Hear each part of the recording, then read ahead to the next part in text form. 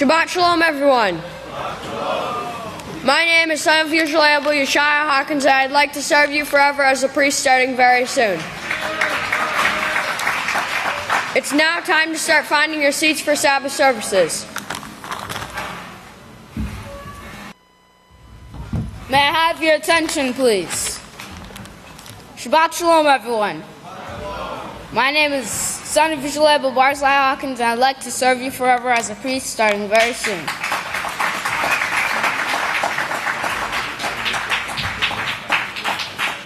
It's a privilege and honor to present to you the sons and daughters of Yisrael now entering the sanctuary.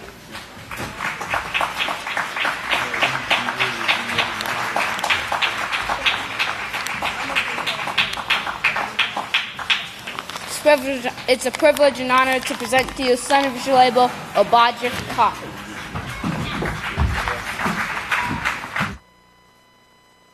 Shabbat Shalom, everyone. May be seated.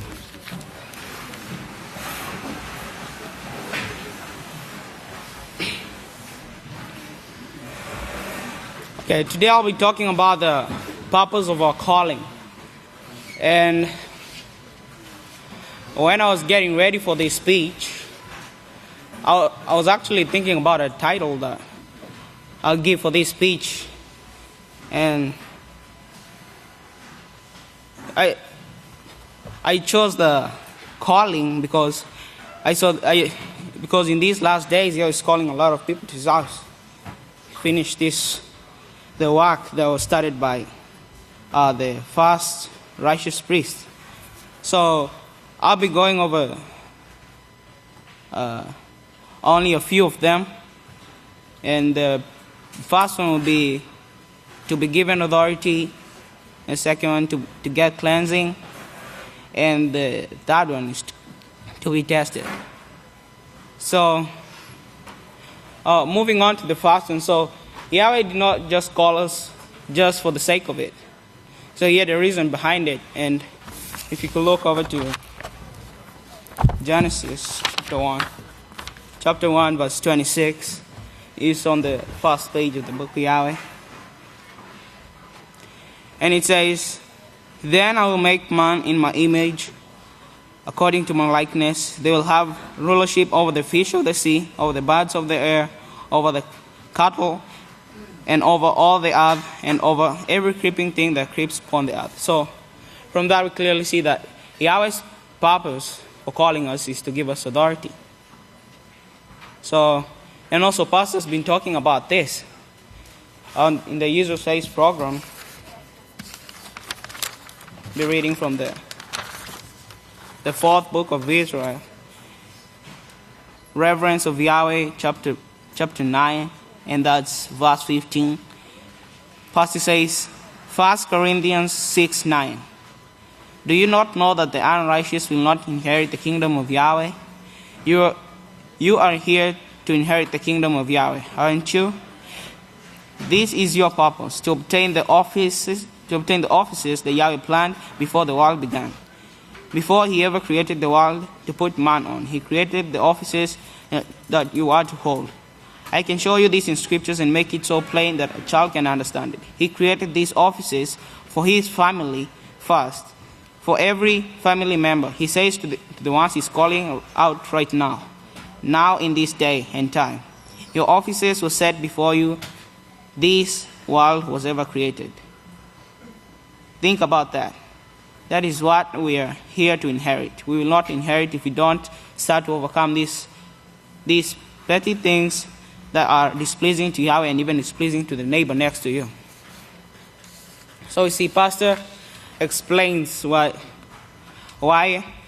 we were called. That's the first reason. So back to Genesis 1:26, and the first few verses, it says that I will make man in my image according to my likeness. So if you realize that, but it says I will make man in my image according to my likeness. So we are already in His likeness, but not His image.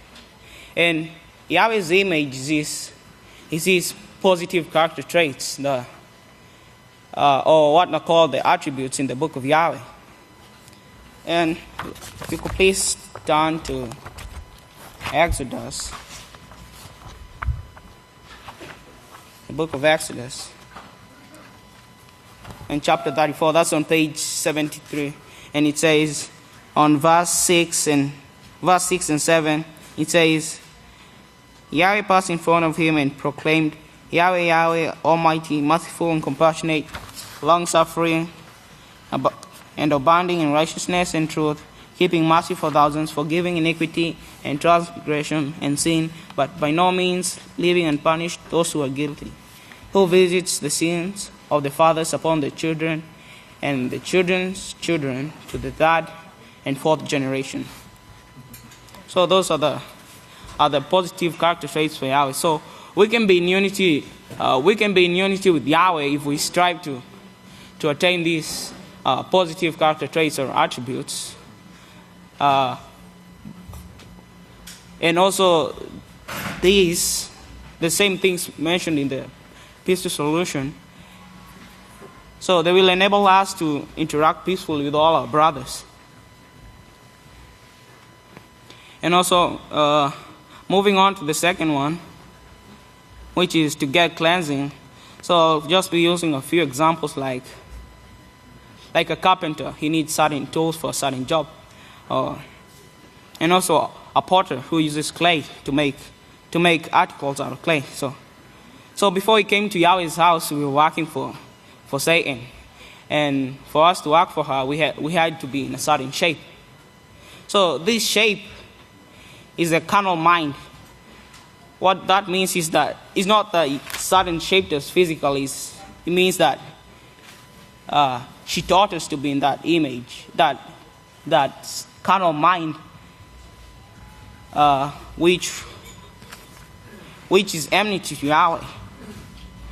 So, and also, if you like to read more about the carnal mind, it's on the Mark of the Beast. It's on page 153. It says in the new Mark of the Beast book, it's on page 153. I don't know about the old one. So we came with this carnal mind to the house of Yahweh. So, and also in the book of Jeremiah,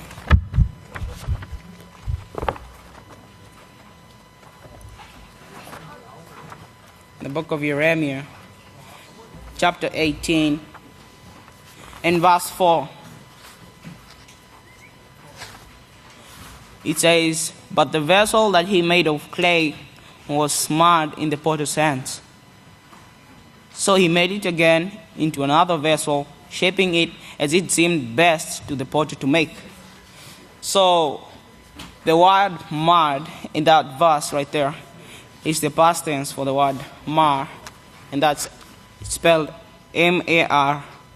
And the definition from the American Heritage Dictionary is to inflict damage, especially disfiguring damage, to impair the soundness, perfection, or integrity of, spoil, a disfiguring mark, and lastly it says a blemish.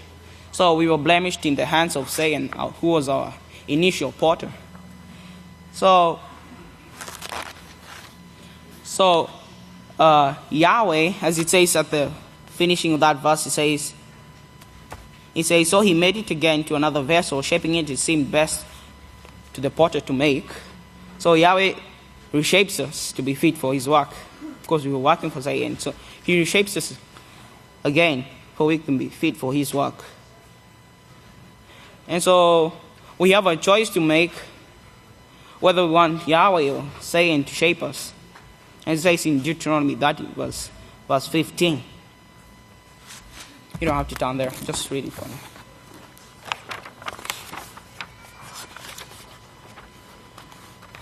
Deuteronomy 30, verse 15, so on page 173, it says, see, I have set before you this day life by righteousness and death by destruction.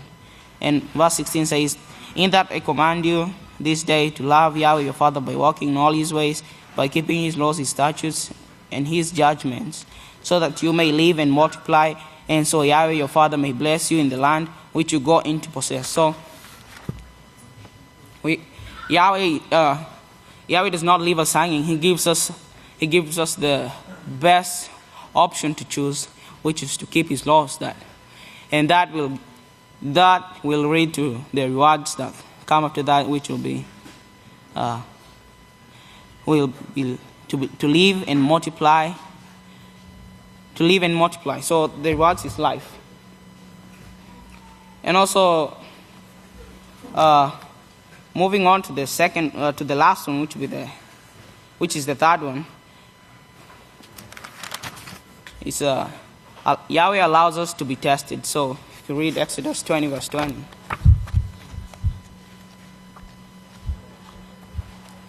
Exodus 20 verse 20. It's on page 61. And it says, Moshe said to the people, do not fear, for Yahweh has come to test and prove you, so that the reverence for Yahweh will be with you, so that you do not commit sin. And there is a side note right there. It says, whether you will obey Yahweh's laws as you promised or not. So the test is to prove whether we'll obey Yahweh's laws as we promised in the baptism vow. Whether we will obey His promise, what we promised to Him or not. So we need to make right choices during our testing. But also, thanks to the Peace Solution, because we've been learning how to make right choices. So, and also, if you endure and hold fast to Yahweh through our trials and tests, we'll be rewarded. Revelation 22 verse 12.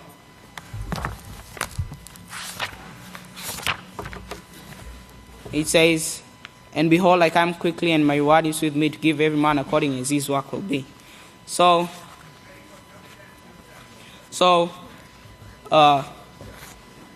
Yahshua is coming with the rewards to give us according to what our rewards will be. And if we kept our promise, or if we hold on to a promise, we get the reward. Or if we committed sin and went against our promise, we're gonna get the consequences. So Yahweh's calling should not be taken lightly, and also we should rejoice that Yahweh chose us to be a part of His great work in these last days. And remember, Pastor said that we need to be thankful, because there are many people out there who would like to see the place where you're sitting right now. And that's all I had. Doc, please stand.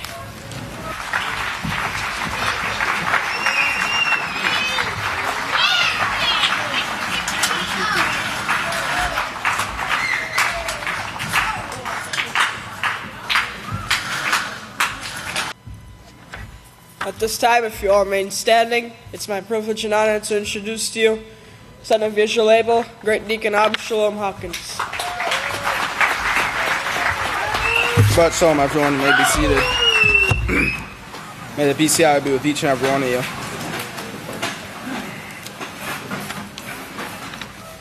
Hope everyone's getting ready for feast, because it's coming upon us quickly.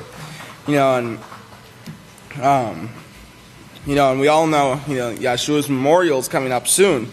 And I encourage everyone to go back and read about Yahshua's life, and the work that he did. And there's a lot of important, warnings and prophecies and stuff that's in that, before the feast. So, and that's what we're going to be talking about today, is Yahshua's life, and how we can be like Yahshua, how we can, come to perfection like Yahshua. Because Yahshua's the testimony, of what Yahshua did. It's spread out through four different books of the Book of Yahweh. Matithia, Yachanan, Mark, Luke, and Yachanan even talks about him in Acts, and we know that he wrote the Book of Hebrews. So it was a very important work, that Yahshua did. And without Yahshua's work, this house wouldn't be able to make it. And we know he's our high priest too. So that's a very important, work that Yahshua did. Now, and the important thing to remember, with is that the testimony that was written about Yeshua, that was his testimony. But we're having a testimony written about us too. We're having, a testimony. We're having books written about us, and the whole universe, is watching, what we do. The great work that Yahweh's doing in these last days. So the question for us, is what's going to be in our book? What's going to be in our testimony?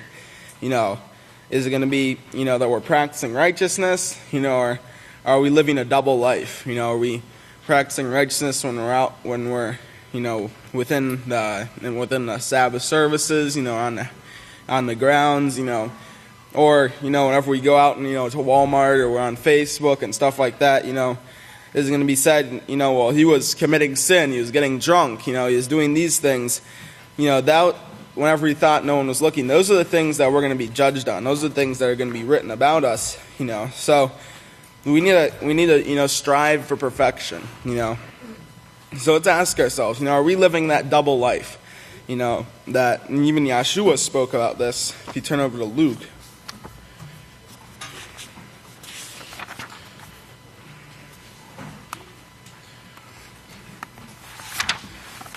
Luke 21.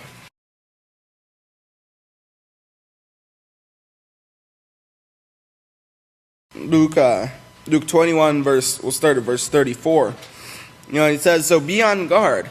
See to it that your minds are never clouded with carousing, drunkenness, or the anxieties and worries of this life. Be vigilant, be watchful." It's the same thing, the pastor was talking about, a couple weeks ago, about how, blessed are those who will be watching, and watching means being prepared, being ready, and being, studying, showing yourself, studying to show yourself approved, to be, righteous, to, and these are the things, that it means to watch, and blessed are those people who will be watching.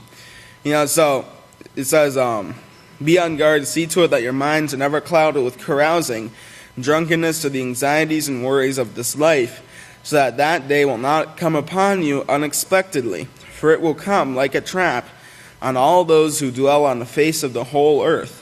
Because of this, watch and pray always, that you may be accounted worthy to escape all those things that will come to pass.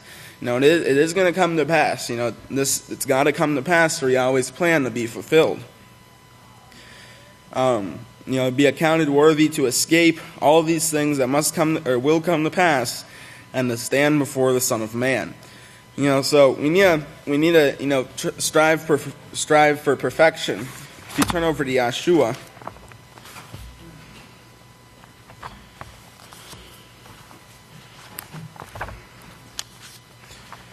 Yeshua 24, and if you look at verse 13, it says, so I gave you a land which you had not labored, and cities which you had not built, but on which you live. You eat from vineyards and olive groves that you did not plant. So he's showing here, this was occurring, back in the day. These guys, the children of Israel, they were worshiping these gods. They were worshiping these gods, and they didn't want to worship Yahweh, but they couldn't understand, some of the curses that were coming upon them, And here he's showing, that Yahweh brought them out of Egypt. He showed them, he gave them this land, and stuff. And he gave them the vineyards and the olive groves, but they weren't thankful for it. And in verse 14 it says, "Now therefore serve Yahweh, and serve him in complete honesty and in truth. Put away the gods, Elohim, that your fathers served on the other side of the Euphrates River, also in Egypt, and serve Yahweh." It says, "But if it seems evil to you to serve Yahweh, then choose for yourself this day whom you will serve, whether the gods your fathers served on the other side of the river Euphrates, or the gods Elohim of the Amorites. Choose your God. Choose the God you're going to serve. If it seems evil to you to serve Yahweh, if it seems evil, to practice righteousness, then choose the God you're going to serve, in whose land you now live. But as for me and my house, we will serve Yahweh." Again, that was the statement that Yeshua made. The choice that he made, to serve Yahweh. And if you look at verse 23, now then, throw away the gods, Elohim, that are among you, and incline your minds towards Yahweh. That's what we need to do. We need to throw those gods away from us. Whatever that God is, it's stopping us from practicing righteousness, put it away from us. And wholeheartedly, serve Yahweh. And then in verse 24, it says, the people said to Yeshua, Yahweh our Father we will serve, and his voice we will obey. So Yeshua made a covenant with the people that day. And they made a covenant, to Yahweh, that they would serve him. But later on they broke that. Once the leader left, they broke that covenant that was made. And I encourage you to go back and read, Matithia, Yaakov, Mark, Luke, and Yaakov, even Acts and Hebrews before the feast, and try to imagine the great work that Yeshua did. The work that he did, and try to predict that. Look at the persecution, the trials, and the tests that he went through, and how he endured those things, and how he dealt with things and the situations that he went through. Because that's a very important work. Without Yeshua's work, without Yeshua, this house wouldn't be able to function. But without us, Yeshua's work, it would be void as well. So, it's a very important work that he did. And Yeshua's memorial is coming up, so it's something we need to have on our minds. Remember, the whole universe is watching us. The whole universe is watching our actions. Watching, our actions and what we do. What we say and, the things that we do, how we treat the people around us. Like Pastor said recently, we're on that sea of glass. Yahweh's watching us. And let's go and turn over to Luke again. Luke 21.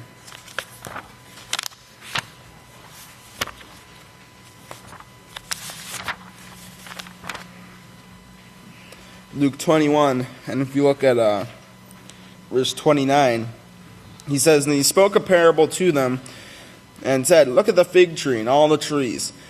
Now when they put out new leaves, you see and you know for yourselves that summer is near. You can see this around the grounds right now. They're putting out the new leaves. You can see that summer is coming. It's near. He says, so you in the same way, when you see all these things come to pass, whenever you see these things come to pass, the wars, the fightings, all these things, the kingdom of Yahweh is near at hand. Truly I say to you, that generation will not pass away until all is fulfilled. Heaven and earth will pass away, but my words will not pass away. Okay? So, we can't live that double life. We can't straddle the fence, and think that Yahweh is not watching us. We've got to serve Yahweh with our whole heart, as we read earlier. And we've got to strive to practice righteousness. Remember, it's that practice of righteousness. It's the practice of righteousness that makes us righteous. It's that, if we practice sin, that makes us sinful. It's that practicing righteousness. Turn over to 1 Yaakov 3, and if you look at verse 7, it says, little children, let no man deceive you. He who practices righteousness is righteous, just as he is righteous. That practice. And he who commits sin, who practices sin, is of the devil. And the devil is sin from the beginning. The devil, Satan, is very skilled in practicing sin. For this purpose, the Son of Yahweh was manifested, that he might destroy the works of the devil. Whoever is begotten of Yahweh does not commit sin, for his seed remains in him, and it is not possible for him to commit sin, because he has been begotten of Yahweh. So, strive to practice righteousness. And it's the things that, whenever we think no one's looking, it's those things, that's going to be written about us. We're going to be judged on. The real test of self-control is what we do when no one's looking. So let's follow Yeshua's example. We'll reap those rewards.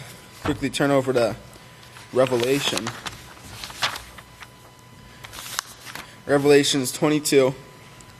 And if you look at verse 12, it says, and behold, I come quickly, and my reward is with me, to give every man according as his work will be.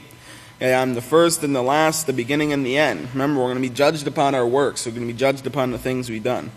Blessed are those who keep his laws. Blessed are those who practice righteousness, or that they might have right to the tree of life and enter into the gates in the city. Verse 15, for outside are dogs, the sorcerers, the whoremongers, the murderers, worshippers of gods Elohim, and everyone who professes to love, professes to keep the laws. Remember, keeping the laws, that's showing love to your neighbor. Okay, so everyone who professes to love, yet practices breaking the laws. Those are the people who are going to be outside. Those are the people they're going to receive that death. So let's strive to practice righteousness. If y'all please stand. I'd like to turn it over to great Con Benjamin Krause. Shabbat Shalom, great saints of Yahweh. May the peace of Yahweh be with each and every one of you. You may be seated.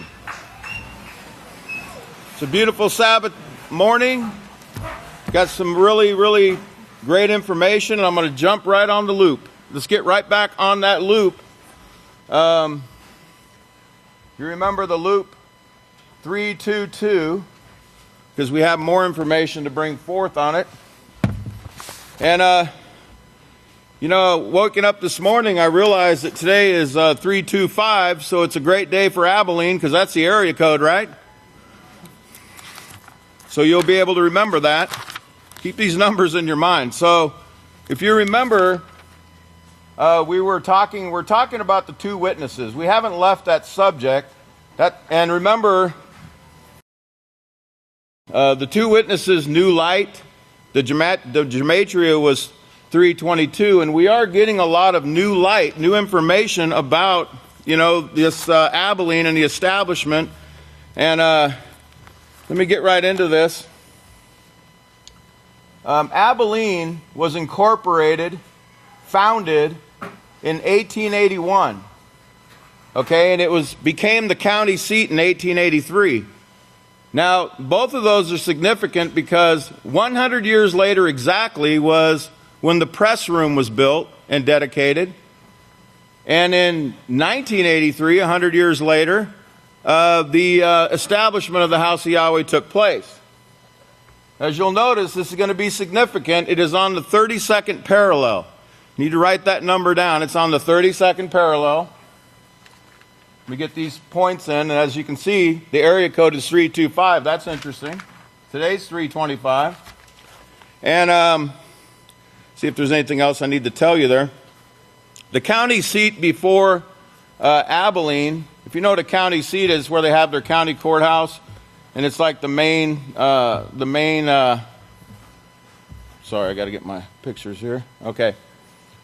The county seat, the former county seat of Abelin was Buffalo Gap, believe it or not. And Buffalo Gap to this day believes that Abelin stole the county seat position from them in 1883. Here's the farm road leading to Buffalo Gap. And that's, if you'll notice, actually the street name here is Graham Street. And that's if you remember, Pastor lived in Graham. You remember that? He talked to us about it. But that's the farm road that leads into Buffalo Gap, Texas, which is just right outside of Abelin. Remember, 1881 is when it was founded. So let's look at some meanings here. 1881. And it means a royal edict, commandment, commission, decree, or law. Law, rule. And you remember this work in these last days, Zechariah 5:9 says it was sent with commandment. Sent with commandment. With a mission. And it's Yahweh that sent this witness. It's Yahweh that has done this work, that has established this work in Abelin. And if you remember Abelin, number 9 in Strong's, number 9 in Strong's means Abelin. 1881, in the Hebrew, it means to rise up against, to raise up against. And if you remember, what is the work of Israel Hawkins? It is to oppose Babylon. The opposing of Babylon, as he told us about. Remember his brother and him, Eastland, Texas, 1962. The beginning of the opposing of Babylon. We're going to be talking a lot about that in the future here, because you're going to be greatly fascinated to see all about Eastland and Rising Star and Cross Plains and how this all fit into Yahweh's plan so perfectly. Now, 1883, when the Abelin became the county seat, it's the word grass, as you can see, 1883. Now, if you remember the house of Yahweh established, we'll turn to page 57 real quick just so I can show you. This is all explained.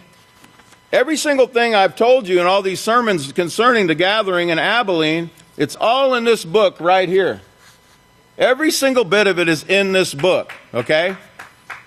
And on page 57, it begins to talk about Isaiah 44 and what the grass means, okay? And the establishment of Abelin. And he shows here, he says, grass, Davidson shows, is the place, the courts of Yahweh's house to be present, to call together and to convoke in. You know, it's all about this gathering to Abelin, the gathering place. That's what Abelin means. It's the gathering place. And you can read about this in this book, The House of Yahweh Established. So it means grass, and it's from this word here, which is 1877. It means grass, and it means fresh grass, green, new growth, tender grass. And it's from this word here, dasha, and it means to sprout, to grow green, Remember, it's been a growing process, a development over all these years, okay, to grow green. But it also means to bring forth and to spring, and you're going to see those definitions here in a minute because it's all about Abelin, to bring to Abelin, okay? That's what Abelin means, to bring. Okay, so also 1883 in the Greek, this is interesting because in Pastor's last sermon, remember he said this is the greatest work? And remember Isaiah 2 and Micaiah 4 where it talks about, the top of the mountains, the top nation of all nations, and that we're going to be raised above all congregations. You remember that prophecy? Well, that's what 1883 means. It means on the top, above, superior to. And that means of dignity and power, but also rank. In rank. The greatest, remember the last will be first? You remember that? Okay, so let's look at a little bit of history and heritage concerning, this is from Abelin's actual website. They have a city website. And it says, a town auction was held on March 15th, 1881, and Abelin was born. The very day Pastor turned his name to Israel. Remember that? 101 years later, 101. Somebody knows what that number means, right? And Abelin was born. By the end of the next day, 317 lots were sold for the sum of that much, and the remaining lots were sold at a private sale. So March 15th and March 16th is when Abelin began. It was born. The very day that Pastor changed his name, and then the next day when it was filed in the court, where his name was changed to Yisrael. That was brought out a few sermons ago. Now, this is also from Taylor County and Abelin's website. Notice what they know themselves. It says, the word Abelin means grassy plain. It came originally from the Bible, they said. The 3rd chapter of Luke. The name of a Mideast tetrarchy. As you remember in Luke chapter 3, it talks about Abelin being a tetrarchy. And Abelin, Pastor's been there. Some of the great Kohans went with him there. And it is in the area of Galilee. It's in the region of Galilee. That's going to become important too for you to remember as we're talking about this loop, because remember the ring road we talked about last time? A ring road is also known as a beltway, a circumferential highway, that means circle. It also means a loop or a orbital, okay? And here's an example of what they look like. That's what our loop also looks like. If I can get this thing to cooperate, because I really need to show a couple of pictures. Okay, here it goes. All right. So, all right. This is from the Abelin Reporter News, back in when Pastor was arrested. And it says, Yahweh leader Hawkins may face other charges. Fate of House of Yahweh is uncertain. Really? Well, it's uncertain to them, but it's certain to us, isn't it? The gates of hell will not prevail. Notice the picture they have here of the loop, and it shows headquarters of the house of Yahweh right there on the original stretch, right there, of loop 322 that was originally built. That is the actual part of original loop. That's where the headquarters is. And there's our beautiful overseer, Israel Hawkins. Okay. And if you remember the information that was brought last time about Texas State Highway Loop 322, and it was 5439, and if you remember, that meant circuit, roundabout. It meant around, to surround, surrounding, circular course, circumference, all those coincidental words. And it was from 5437, which means to turn about, to go around, surround. It means to circle around, all around. You get the point? Circuit, circling, okay? Well, amazingly enough, now remember, the prophet said that in Ecclesiastes, he said, I believe it was Solomon, right? He said that which has been will be yet again. Remember that? And that there's nothing new under the sun. Well, let's look up the meaning of Galilee. And what does it mean? It means a circuit, a ring, circuit. So did you know you're in Galilee too? Not just Abelin, but Galilee.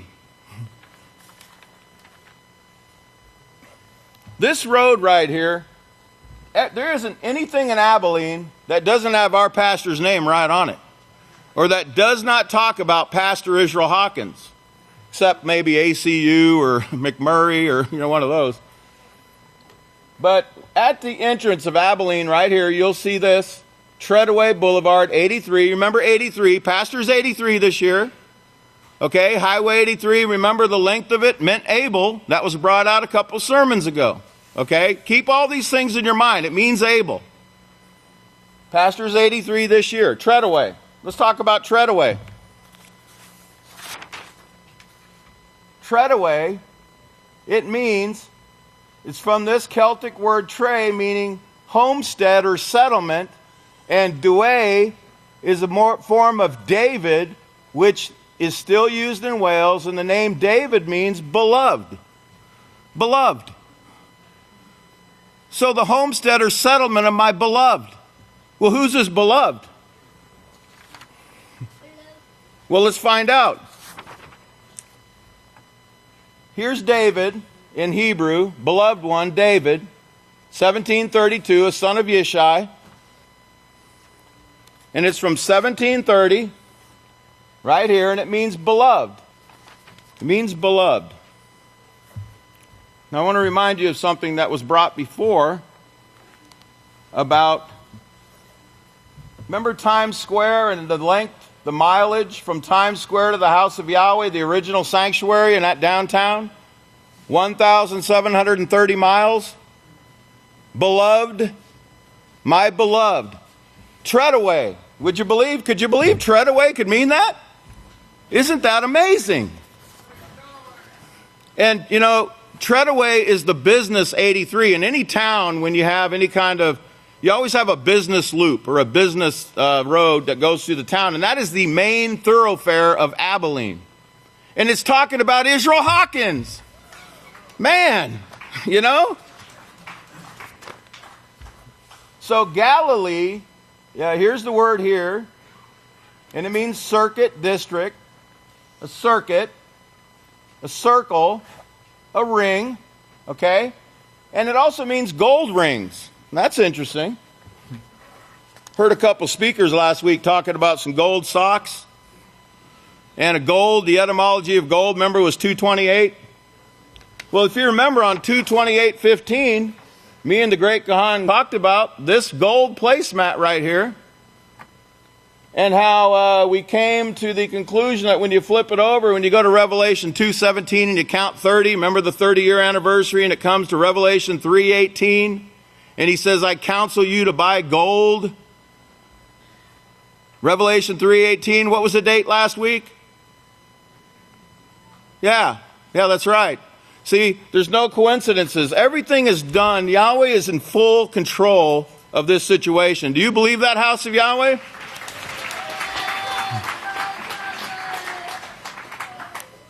Now, you got to keep that gold ring in your mind, because there's more to that. I don't know if I'll get to it today. But do you remember that Samuel, the prophet Samuel, pastors taught us that he always had a circuit that he went on. Okay? A circuit. And here's Samuel's circuit. Gilgal, Ramah. And Ramah was where he was actually stationed and located. I believe I have that written there. That's his home. That's where he homesteaded, right here in Ramah. Mizpah, Mikmash, Bethel. That was his circuit that he went on yearly, and he went around teaching, the prophet Samuel. By the way, on this particular placemat, I'm going to set you up for next time. Notice Pastor actually talked about this in his last sermon. He says, I was standing there with an elder in front of the sanctuary. If you remember, he talked a little bit about it. And here he is standing with one of the elders. And on that sign, it says, Yahweh is our Savior, Isaiah 43:11. Now, I'm going to have to set you up for the next time. Let's see, here we go. Okay. Let's look at a couple numbers here. I just took exactly what was on the sign, and here's what came up. 2981 and 1716. Okay, so you're ready, right? All right.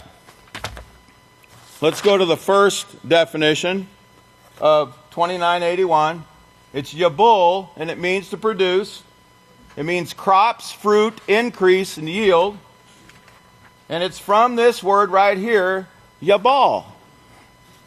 Yabal. Well, that should ring a bell. Anybody remember what that word meant? House of Yahweh established. Y'all remember that? Yabal. The root word of the word Abel. Amazing coincidence? But it also means this. It's from this word, it means to bring. To bring. And if you'll read the House of Yahweh established, on page 70, that's what it's talking about. To bring in the people, gathering the people to Abelin, to Abel. The place that Yahweh established in these last days, the only place. Do you not believe Yahweh? Well, I know you do. I know you do. And I know those tuned in right now. And pretty soon, 2 billion people are going to come here. Do you believe that?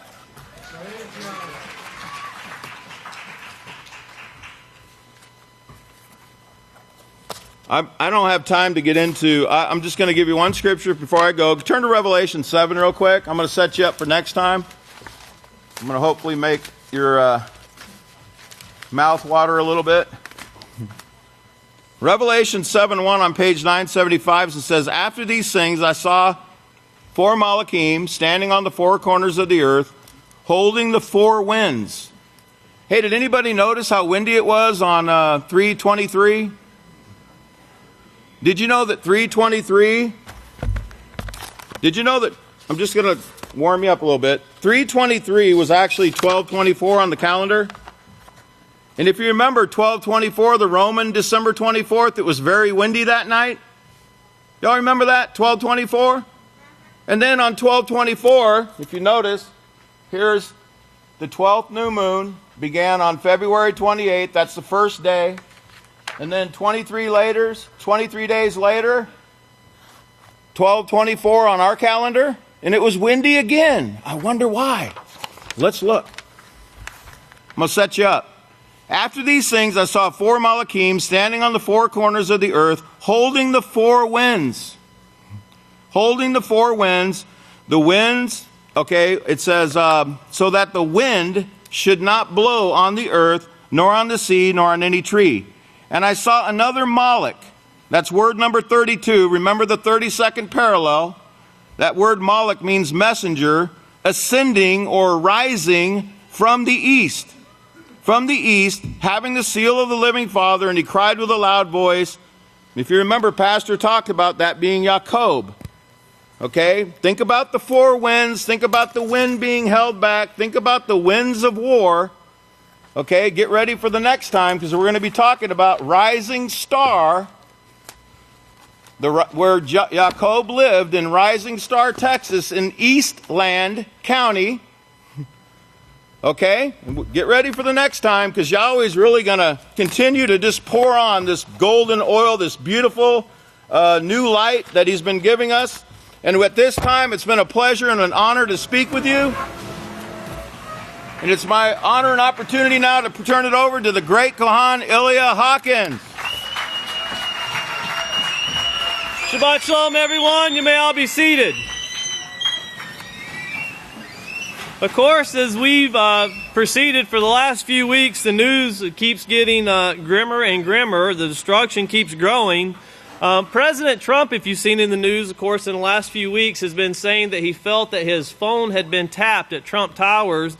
Pastor brought out 10 years ago that they were tapping phones and listening, and now the CIA has come out. RT did a special on it saying, listen, we've hacked every smartphone for the last 10 years. So he's not the only one that's been hacked. Welcome to America. That's what it's like. And then remember what the house of Yahweh has brought out about marijuana, how it prohibits the ability to learn. It actually stops the ability to learn. Well, there's another government that is now promoting and actually pushing for this medical marijuana, and it's the government of Israel. They've just approved it, and they're pushing it, and they're talking about other countries such as China, the European Union, pushing these things on a large scale. And of course, with doing this, it's not healing anyone. If your body hurts, if you have a pain, it's telling you there's something wrong. Smoking marijuana will not help you fix it, of course, but it will prohibit your learning. It will stop the mind from being able to perceive what, of course, the house of Yahweh is teaching. And then, of course, we see floods, we see the landslides, mudslides, even in Peru. That country is under severe devastation. Many of the roads are destroyed due to, of course, with these landslides, you have drought for a period, then you have a lot of rain that comes through, and then the ground cannot process it. So you get these huge mudslides, as we've seen in California, but the country of Peru are in utter devastation right now. And then drought. Of course, we see drought, disease, and famine. We see this a lot taking place. Africa is the country making the news, or the continent making the news more than any other place right now. It's not the only place where we see this, but it is taking the news. Uganda is suffering. Of course, everyone's saying that someone needs to do something. And as they're doing that, one of the countries that Scott Paley on CBS he gets into is talking about South Sudan. Now, if you remember, South Sudan just separated from the country of Sudan 6 years ago. It is the newest country in our world. And the people there, it's very underdeveloped. There's no development really that's been processed through that country.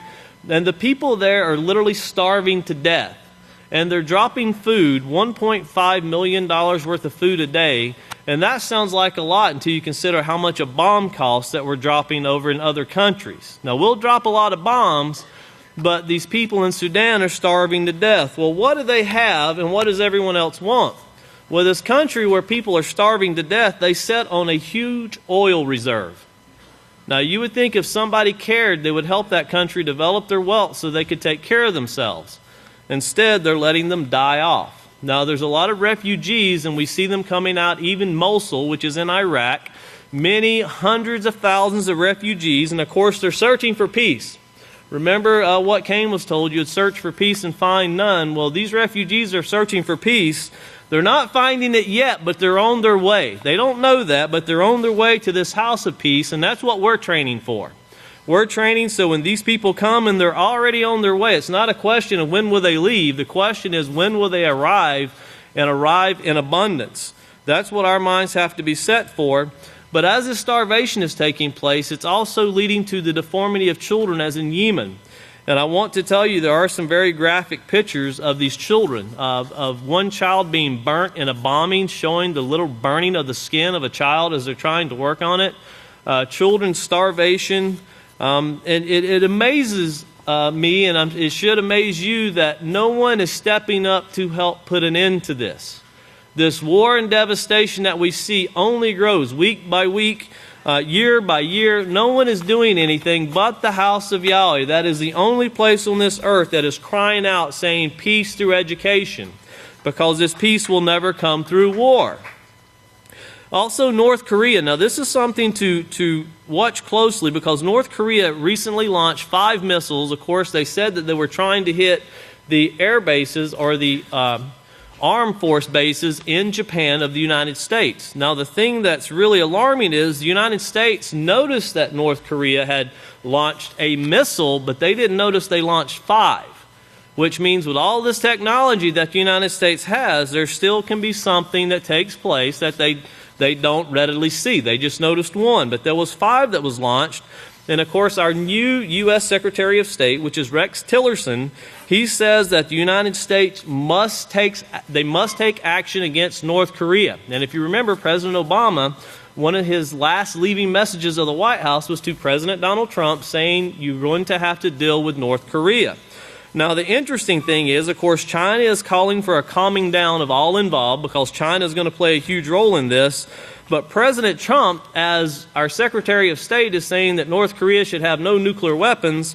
Our president is saying that the United States should have a nuclear weapon facility that is unrivaled to anyone else's. So if they're so bad, why do we need something that's so great if they're so bad? If no one else should have them, why should we have the greatest? Of course, it's talking about ruling with force. And then Damascus, they call out for the UN this last week to help stop the massacres. It may seem like, since we don't see it every week now, about the United States and other countries bombing Syria, they're still bombing Syria. They just did again this week. Still heavy bombing going on in and around Damascus even. And of course, Damascus is appealing to the UN to have someone stop it. But that's like asking the arsonist to help you put out a fire. Of course, they're not going to help stop it. All of these things, remember, as Pastor has brought, everything is planned and is going according to a plan. And then Israel, actually, they're getting involved bombing Syria, and they actually threaten to destroy Syria's air defense system. Why? Because as Israel was bombing Syria, Syria launched an air defense missile to try to shoot down one of the jets. And they said, if you do it again, we'll destroy your defense system. So I guess they're supposed to sit by and just be bombed. Think of this mentality behind this. They're trying to protect themselves, and of course this war will never protect them, but as they try, the more they do it, the more attacks they receive, the more threats they receive. And then of course in London this last week, and what we want you to get from this is understanding that these attacks, this is why it's so important for us to stay out of the world, to not go on vacations, to not go out visiting, to not go hanging out in places we should not be in. Another case in London where people walking down the street, and of course the man decides to run through a group of people, then he gets out of his car and starts stabbing people. If you're someone that's caught in the midst of that, there's no protection for you. Of course, the house of Yahweh has warned us in advance to not be part of these things, but to see how easy these things can occur. And then something very interesting with President Erdogan. Remember, he is the president of Turkey. Last week and this week also, he is lashing out against the EU. Now remember, it was just a few months ago Turkey was seeking to be a part of the EU. Also remember, Turkey is where Patriarch Bartholomew, who was the head of the Pan Council, the 10 kings, that is where he lives. He also refers to himself as the Patriarch of Constantinople and New Rome, which is very interesting the way he titles himself. And of course, they're saying Turkey is in disagreements. They're referring to Turkey, or they're referring to the EU as the Nazis of World War II. And if they could get by, they would have concentration camps and they would have gas chambers. That is what Turkey is saying about the EU. And of course, with all of these things going on, Pope Francis said this last week that the EU is in risk of dying. And remember, that is one of the 4 horns that set on the golden altar. So be careful in watching these things and pay attention, but also take the warning of what our jobs is to learn to teach for these billions to come. If we could please play the news. Pay close attention. The news you are about to see is fulfilling Bible prophecy.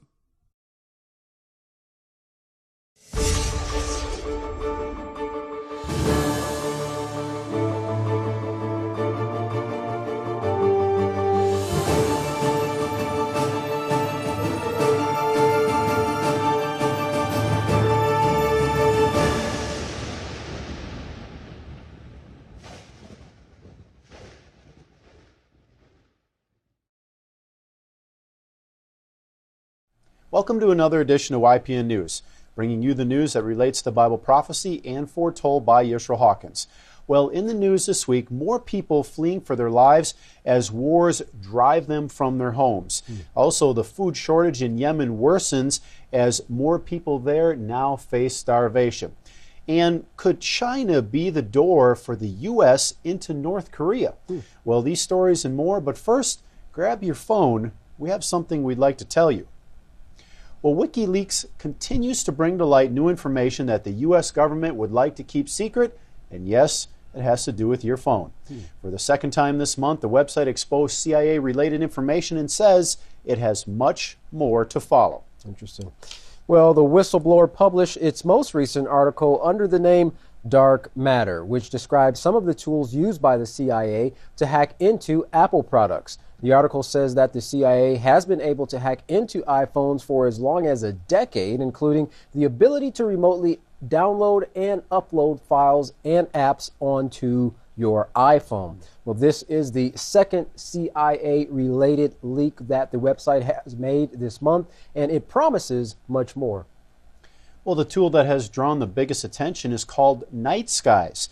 WikiLeaks stresses that this has been around since 2008 and is expressly designed to be physically installed onto factory-fresh iPhones. In other words, Katan, the CIA has been infecting the iPhone supply chain since at least 2008. Wow. Well, the spyware comprises of three components, an implant, a listening post, and a post-processing program. Well, the implant will run undetected on the phone once it has been physically installed, allowing the CIA to monitor the phone for activity, including YouTube videos and browser history. Once the information is collected, the Night Skies software sends the information to a pre-configured listening post, which is like a Dropbox for the data to be processed.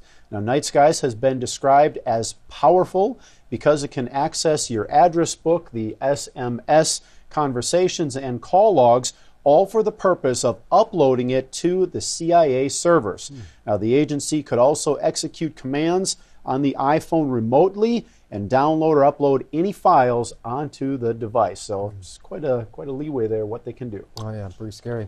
Well, after exposing the CIA hacking capabilities by WikiLeaks, the so-called Vote 7, a number of tech giants, including Apple, said most of the described backdoors have already been dealt with through updates. Despite the 9,000 documents revealed by WikiLeaks as part of their CIA exposure, this is only 1% of what those behind the website claim they have in their possession. Well, the smell of money is not the only thing in the air, as the Israeli government gave the go-ahead in February to legislation that would allow the export of medical-grade cannabis. Now, just in time for the Canatech conference in Tel Aviv, which showcases medical marijuana. Yuval Landschaft, with the Medical Cannabis Unit, the Israeli Health Ministry, said, "This is a real unique breakthrough which we have now here in Israel, and we are willing to share it. We are willing to share it," he said, "with all the countries." Well, banking on the fact that other countries will want it, Israel is ready to produce it, kind of a supply and demand thing. U.S. lawyer Matthew Ginder, representing cannabis firms, said the medical marijuana industry is much larger than the U.S., and there's so much going on outside of the U.S. and in foreign countries, and the acceptance of medical marijuana throughout the world and opportunities that present themselves with the change in policy. So it's definitely going to grow from here. Israel's cannabis producers have their sights set on a $50 billion, and you heard that right, Katan, $50 billion global market by the year 2025. Now, in the last year alone, $100 million is estimated to have gone into the patents, agro-tech startups, and firms developing delivery devices such as inhalers. Now, all of this has become very tempting to foreign investors. As the applications for medical marijuana grow, revenues are seen climbing into the hundreds of millions of dollars annually. So you see there pretty much the push behind all this. Yeah, they're seeing green in more than one way. That's right. Well, as a side note, Jeff, the U.S. Is projected, the U.S., of course, only the U.S. is projected to consume around $20 billion worth of medical marijuana by 2020, only a mere 3 years away. That's right, and that's where Israel is hoping to get into that market. That's right. Well, rains have been falling on the country of Peru for weeks now. Along with them has come severe flooding and landslides. The flooding has displaced over 110,000 people, 150 bridges have collapsed, and almost 2,000 kilometers of roads are now unusable. The country's president visited the hardest hit areas along the Guaycólera River and told reporters they will be making plans to create channels for the river to prevent it from overflowing in the future.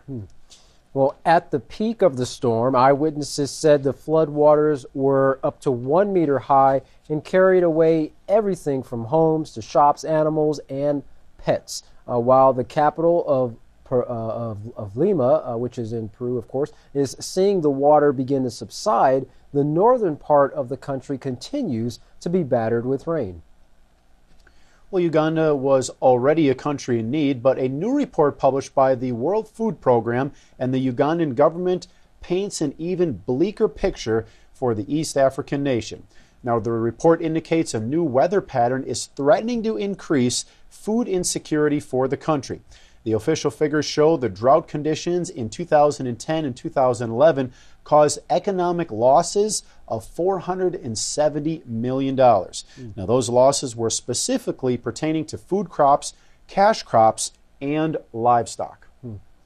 Well, the WFO country director spoke to the press about the situation, saying Kamunda is the most food insecure region in Uganda due to the combined impacts of high levels of poverty, low human development, and unfavorable climate and weather conditions. Officials are saying the country needs $406 million to alleviate effects of climate change over the next 5 years, but the cost of doing nothing is estimated to be between $3 to $6 million.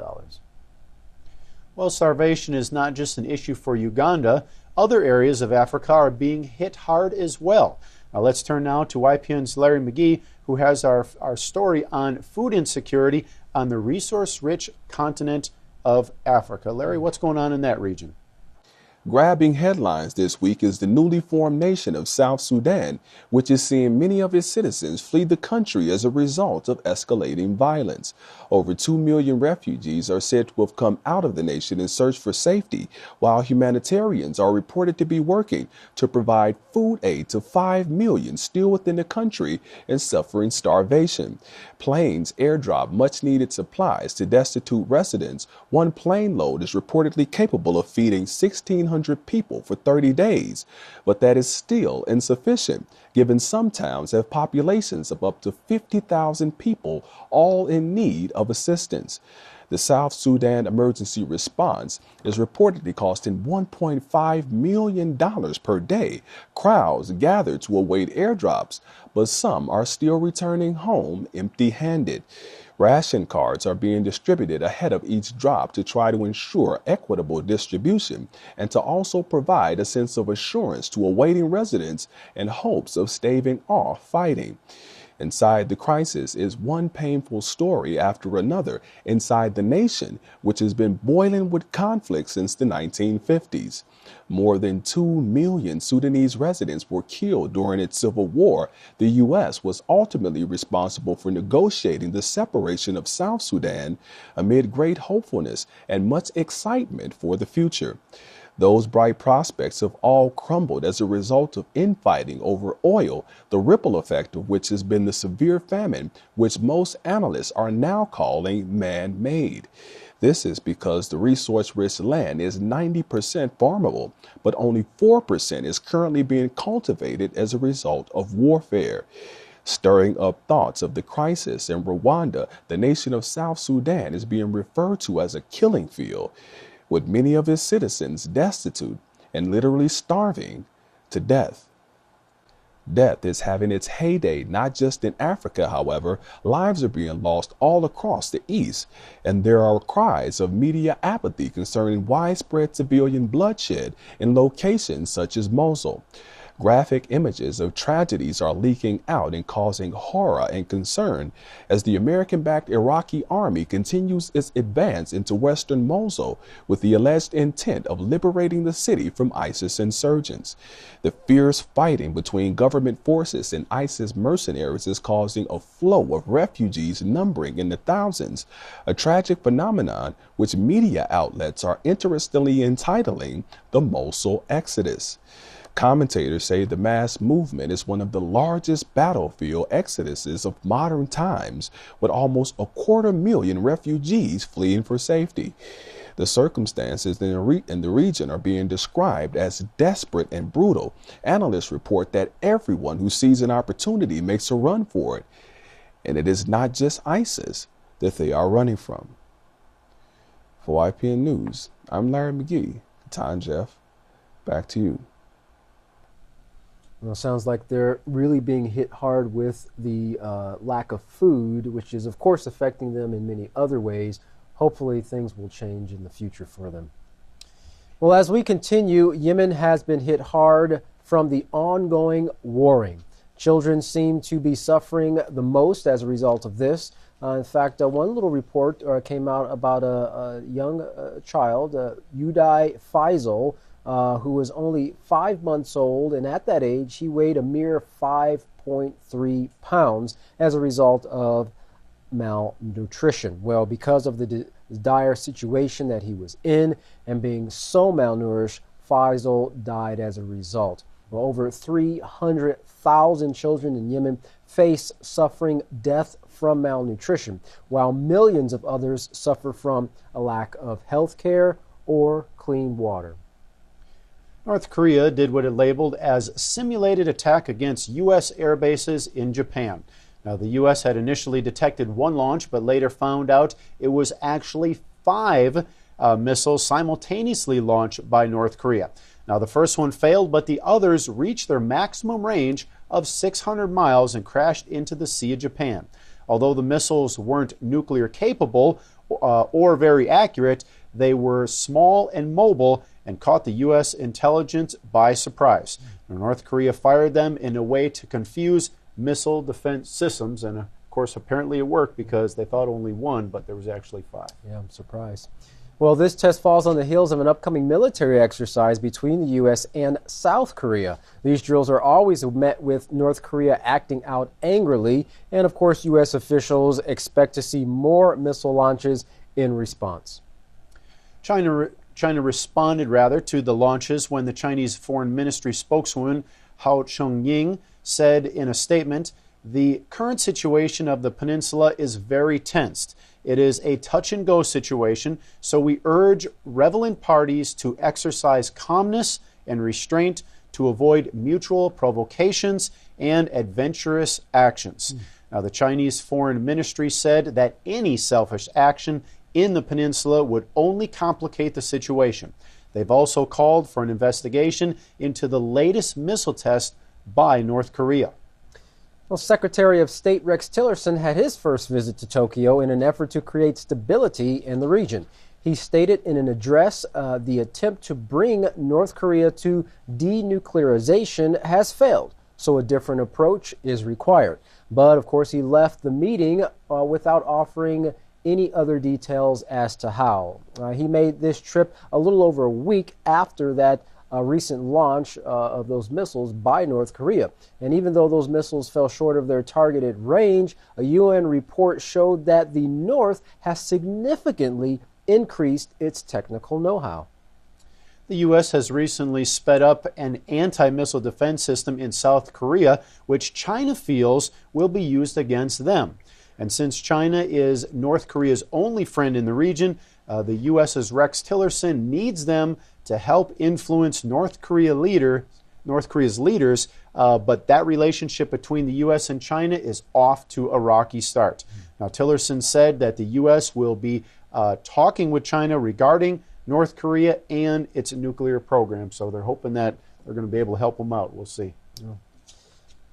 Will the Trump administration keep up the policy of a world without nuclear missiles?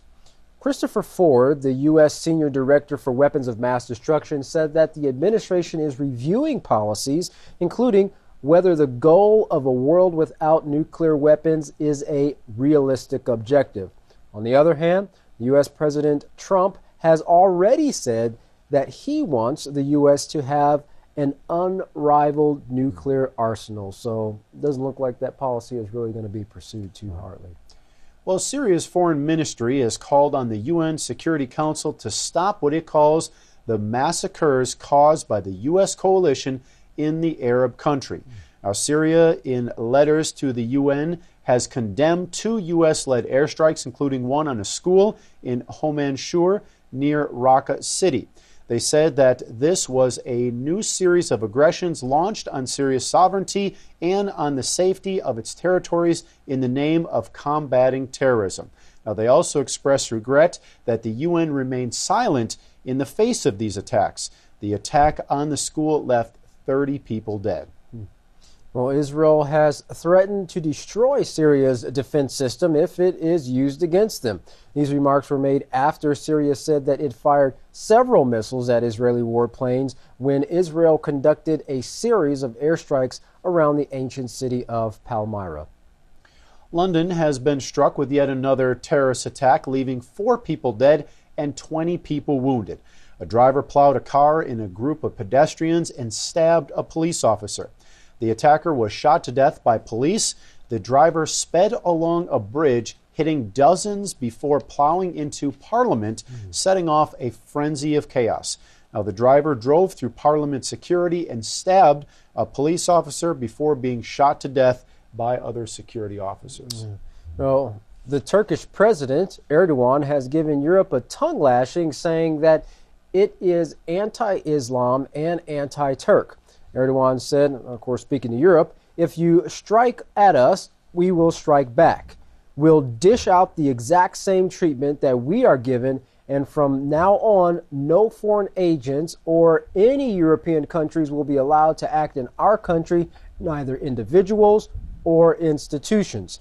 He also said that none of the European deals will threaten them, speaking of threaten Turkey, and he said in his conclusion of his statement that it's over. It's pretty much over. Well, Erdogan didn't stop there. He also compared European leaders to Nazis, saying that they would revive gas chambers and concentration camps if they weren't ashamed, and that is their mentality. Now, Martin Schulz, the leader of the German Social Democratic Party, said, "We cannot accept Erdogan inciting hate with Nazi comparisons." Now, the Turkish foreign minister said the European Union and several European countries are bringing back the atmosphere of World War II. The same racism, Islamophobia, xenophobia, and anti-Semitism. Wow.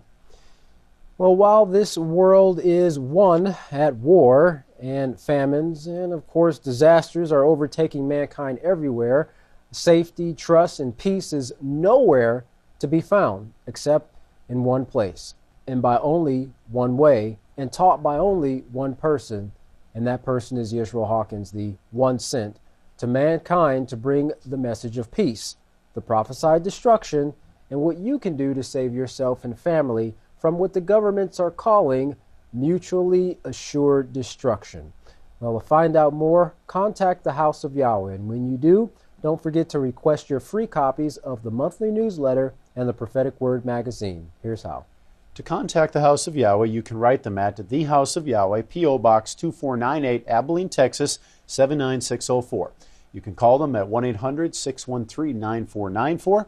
Visit them on any of their websites, www.yisrael.org Yahweh.com, www.yisraelhawkins.com, or www.yahwehsbranch.com.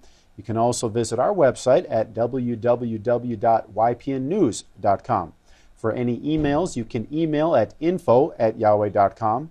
Any international calls, you can call the number that's on your screen. And once again, we'd like to remind you of 2 study programs that are on the market at this time. The first one being the Yisrael Says program. You can learn more by going to www.yisraelsays.com. And the second one is the Ask Yisrael program. And find out about that program by going to www.askyisrael.com. Well, don't go anywhere, folks. Up next, the one prophesied to bring forth the message of peace for all mankind, Yisrael Hawkins. From all of us here at YPN News, I'm Katan Alexander. And I'm Jeffrey Heimerman. Thank you for watching.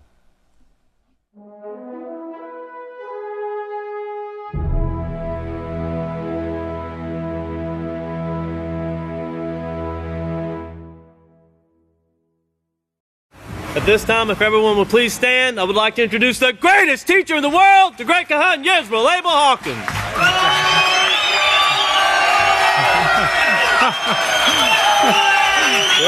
Go ahead.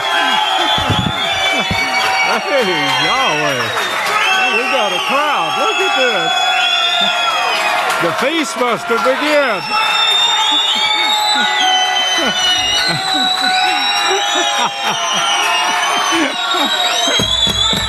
Oh boy, this is great.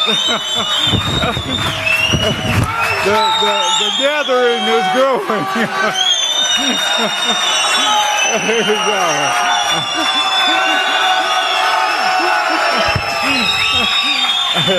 You may be seated. I shouldn't take so much time with that we got so much to cover. May the peace of Yahweh be with each and every one of you. I've really been pushing to get more in and more in on these weekly Sabbaths, and we got so much information that you need, and I know we're rushing through it.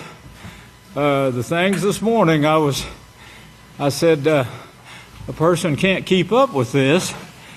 You're going to have to get you a pencil and paper and take notes while you're here during services, and then study them in the quietness of your own bungalow. You know, I don't know if you noticed the news or not, but what we started here a few years ago, what Yahweh got me into when He brought me to Abelin. By the way, in Graham, I forgot to tell the elder this, but that's where it should have started. My brother and I built a brush arbor in Graham. We had a brush arbor just out south of Graham. Now, this was after college. I don't know the year, but this is after we got out of college, and we pastored some churches for a while, and then we decided, this wasn't going to work. We couldn't get churches. You couldn't go into a house of God and bring anybody out alive, And we found that out, and I said, we've got to go out on our own. We've got to bring this on our own. We can't promote what they're doing here. So we moved on out, and we had this brush arbor going, which there was quite a few converts that worked with us for several years after that. And a part of them came from the Romney group and to the brush arbor meeting in Graham. And then that's when we were brought to the Cross Plains and Rising Star that I was telling the great elder about. And when we was working out this sermon this morning, but there's so much more that goes with this that you need to know the history of to see that Yahweh is involved in all your moves. Right now you're sitting on this sea, which means he can see of glass, which is crystal clear to him. He can see crystal clear all of your moves, all of your actions, your words, what your tongue is doing to either build or destroy his work. And you've got to see this in the Scripture, but showing this in the numbers, how it took place, and I had no idea at that time that he had all this written in advance. He had all of this written in advance that he would show us later, of course, as he's showing us now how all of this is taking place. But think of the mind, the great mind that Yahweh has, and is able to put this down thousands, millions of years in advance, what he's going to do with mankind in order to bring forth this kingdom. It's beyond imagination. It's mind-blowing to us. There's no way we can understand how he could do it. He's given us a glimpse into the future mind or potential that he's given mankind. He's given us a glimpse of it in what I've explained to you about the subconscious mind and what it's capable of. It doesn't forget anything. Right now, whether you know it or not, every movement, every wrinkle in my hand, every scar from the last fall. Yeah, I had one. I was racing a bunch of boys that thought they was going to outrun me. One of them run in front of me and tripped me. Someone asked me what ailments I had, and I said, I don't have any that I know of. And I said, oh, yeah, I do too. I said, I can't stay up with the Pope Mobile sometimes when I'm running backwards. Otherwise, I outrun them, but running backwards, I have a little bit of trouble now. Anyway, this new moon now, the new moon, don't forget, is it this Tuesday? Come on, think now. Is it this Tuesday night? Now watch Monday night, okay? Be sure and watch Monday night. The feast, we got 15 days. If we see the new moon right. Purple, you need to get your orders in. You really need to show Yahweh you're serious about being pure. And that's what that word actually means, pure Paul. The Brush Arbor meeting in Graham was I don't know how long we had that, but I think probably a year or so before we came on in this direction. Yahweh brought us on in this direction. And as you can see, and we'll have more on this Graham, I'll guarantee you that. We'll work on that. And but the cross planes and the rising star, I know I haven't thought of all of it to give to the ones I got working on this, but it will come. 325. I've got something here. That date is when Constantine also in 325 did his damage to the work of Yahweh. And I think I lost it. But anyway, I wasn't prepared to bring it anyway, so I'll wait till... Oh, here it is, right here. Let's see. The Savior's teachings were significant.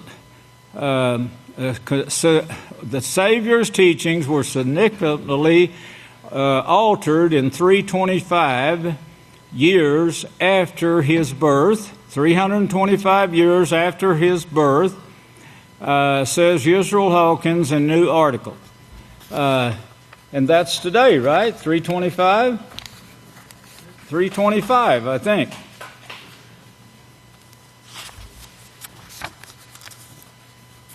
Well, that's a blessing. And, of course, do I need to cover any more of that? No. Praise Yahweh.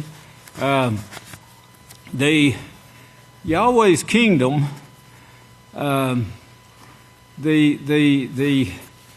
complexity of Yahweh's kingdom. The complexity is what you're seeing in these numbers and what you're seeing in Scripture. We have an article here. I want you to see the nations here. Now, each one of these represents a nation.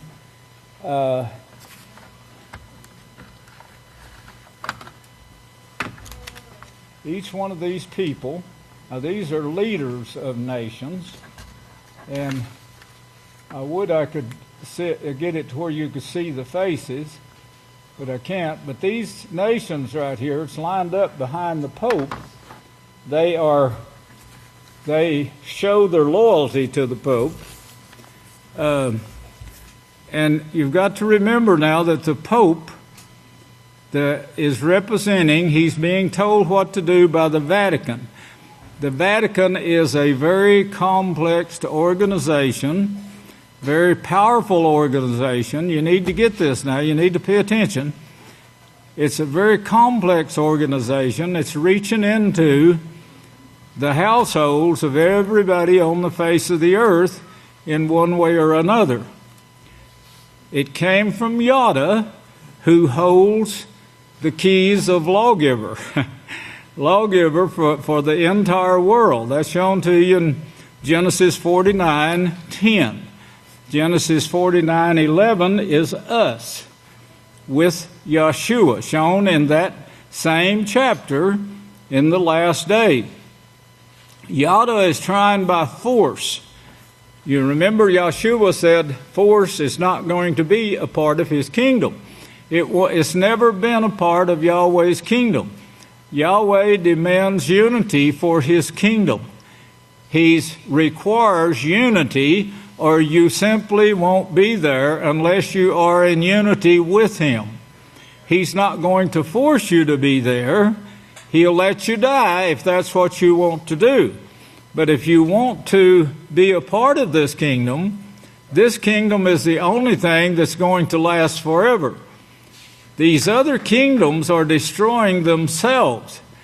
They're dying. They're falling. It was just pointed out to me here by the great Kohan Elia Hyler Hawkins that this Pope Francis, EU risks dying. Well, of course, that's one of the horns. That's one of the horns of the golden altar, and I don't want to start crying, so that's all I'm going to say. But that's one of the horns that's being chopped off at this time. Yes, it is dying. The whole setup is collapsing upon itself. You know, when we were traveling, seeing the dignitaries years ago, and we witnessed all of them. But we spent some time in Paris at that, seeing the museums and the Ivory Tower, and it was very interesting in reading this tower and how it was put together, how it was built, because the sheer weight of that tower, unless it was actually built perfectly, if it wasn't built the way it is, the weight of it would destroy it. And they talked about the engineer that got this actually got the idea from the study that Yahweh put when he created birds and the structure that he put in the bird's wing. It's very light, very skillfully used by the birds. But if it wasn't constructed the way it is, the bird, if it was too heavy, couldn't fly. But the way it's made, it's strong. It's very strong, the way he made it. Very light, very maneuverable. And he got this idea of how this thing was made and why it didn't collapse when that bird was putting so much pressure on it to stay up and or take off and fast and so forth. And that's how that ivory tower was built on the same construction, but by this engineer that got it from Yahweh. He didn't know he got it from Yahweh, but he did. Well, this tower that Yada has built by force, it failed in the very beginning, and its failure was shown throughout the Holy Scriptures by the prophets, because Yahweh had a prophet in just about every generation, or the writings there to go by. And then all of that was rejected, of course, and Yahweh said, seal it up now. I'm going to take it, let it be taken away from you totally, but I'm going to tell you in advance what this tower, what's going to bring it down, what's going to chop these horns off, these horns of force.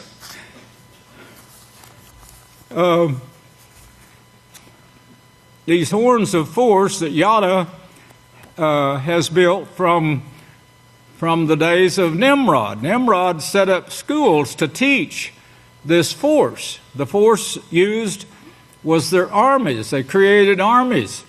Then they created cities in different locales so that the army could take in tribute. And they'd go and take in this tribute from the city and bring it back to this Catholic church. They bring it back to Yada. And of course, when they were taken down to Egypt, these 12 men, when they were taken into Egypt, Yahweh gave them Egypt. If you just study the Scriptures, don't pay any attention to Christian preachers, study the Scriptures and you will see they took over Egypt. Yahweh gave them everything in Egypt. The only thing that was over Yosef was Pharaoh. Everything else was under his care and guidance. And he did what he well pleased, and everything he did turned to blessings. But it wasn't theirs. It belonged to the crown. Moshe said, "Come with me. Yahweh will give you laws that will heal your diseases." They were like America at that time, having thousands and thousands of diseases and no answers for them. "Come with me, I'll give you a land that belongs to you, flowing with milk and honey." That is the words of righteousness. and of course they thought the rivers had honey in them, and the milk came from the stores. All you had to do is go buy a bottle.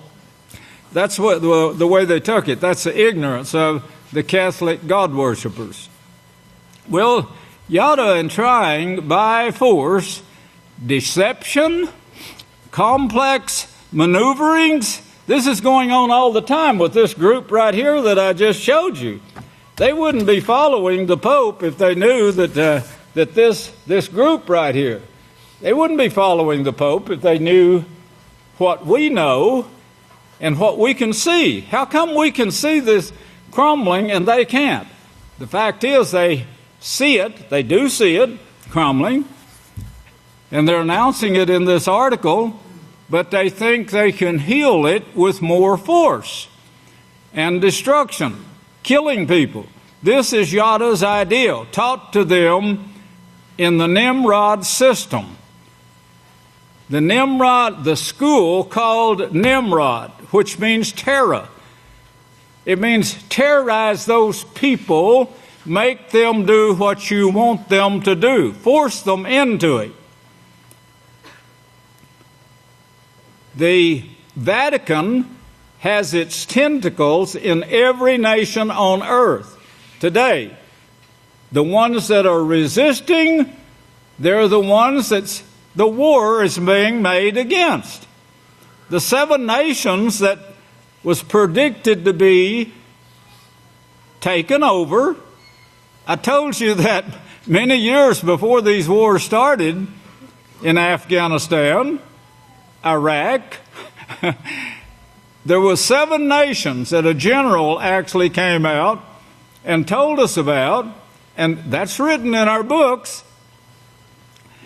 Well, this complex maneuvering of people, and this is what this article shows. The Pope has condemned the rise of nationalism, and now that can mean anything, of course, and of course what he means, but he doesn't say this outwardly here, is that the Muslims, anyone who is not Catholic, this is the rise of these powers that he is condemning here.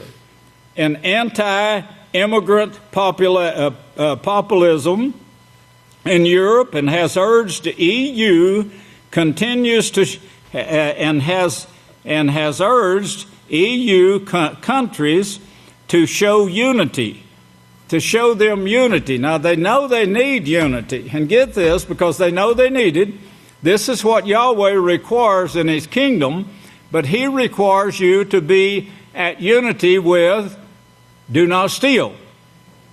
Do not bear false witness. Don't be deceiving. Come to my house and get instruction every Sabbath day. Come 3 times a year and keep a full week to me. And I will give you instruction in what you need to do about each situation. Then Yahweh proves that He's right by saying, this move that you're making right now is going to bring this. Well, I'm telling the Pope right now that all of these nations here are going to fall. The EU, yes, it's being chopped off, as you can see. That's one of the horns of the 4 powers that Daniel saw. It was shown much earlier than that in Genesis 49, their moves and how they were going to do and how much trouble it was going to cause. The people, of people against people. They maneuver the nations against the nations. When the Pope goes to visit someone, like he's going to see Egypt, if you remember when Pope Benedict went to Egypt, the trouble started. And I mean a big uproar. And they were trying to get the Muslims out of office. They were trying to force democracy. The Pope is saying now he's blaming the West. He's blaming the West. This is what Hitler did. Hitler was, they are against us.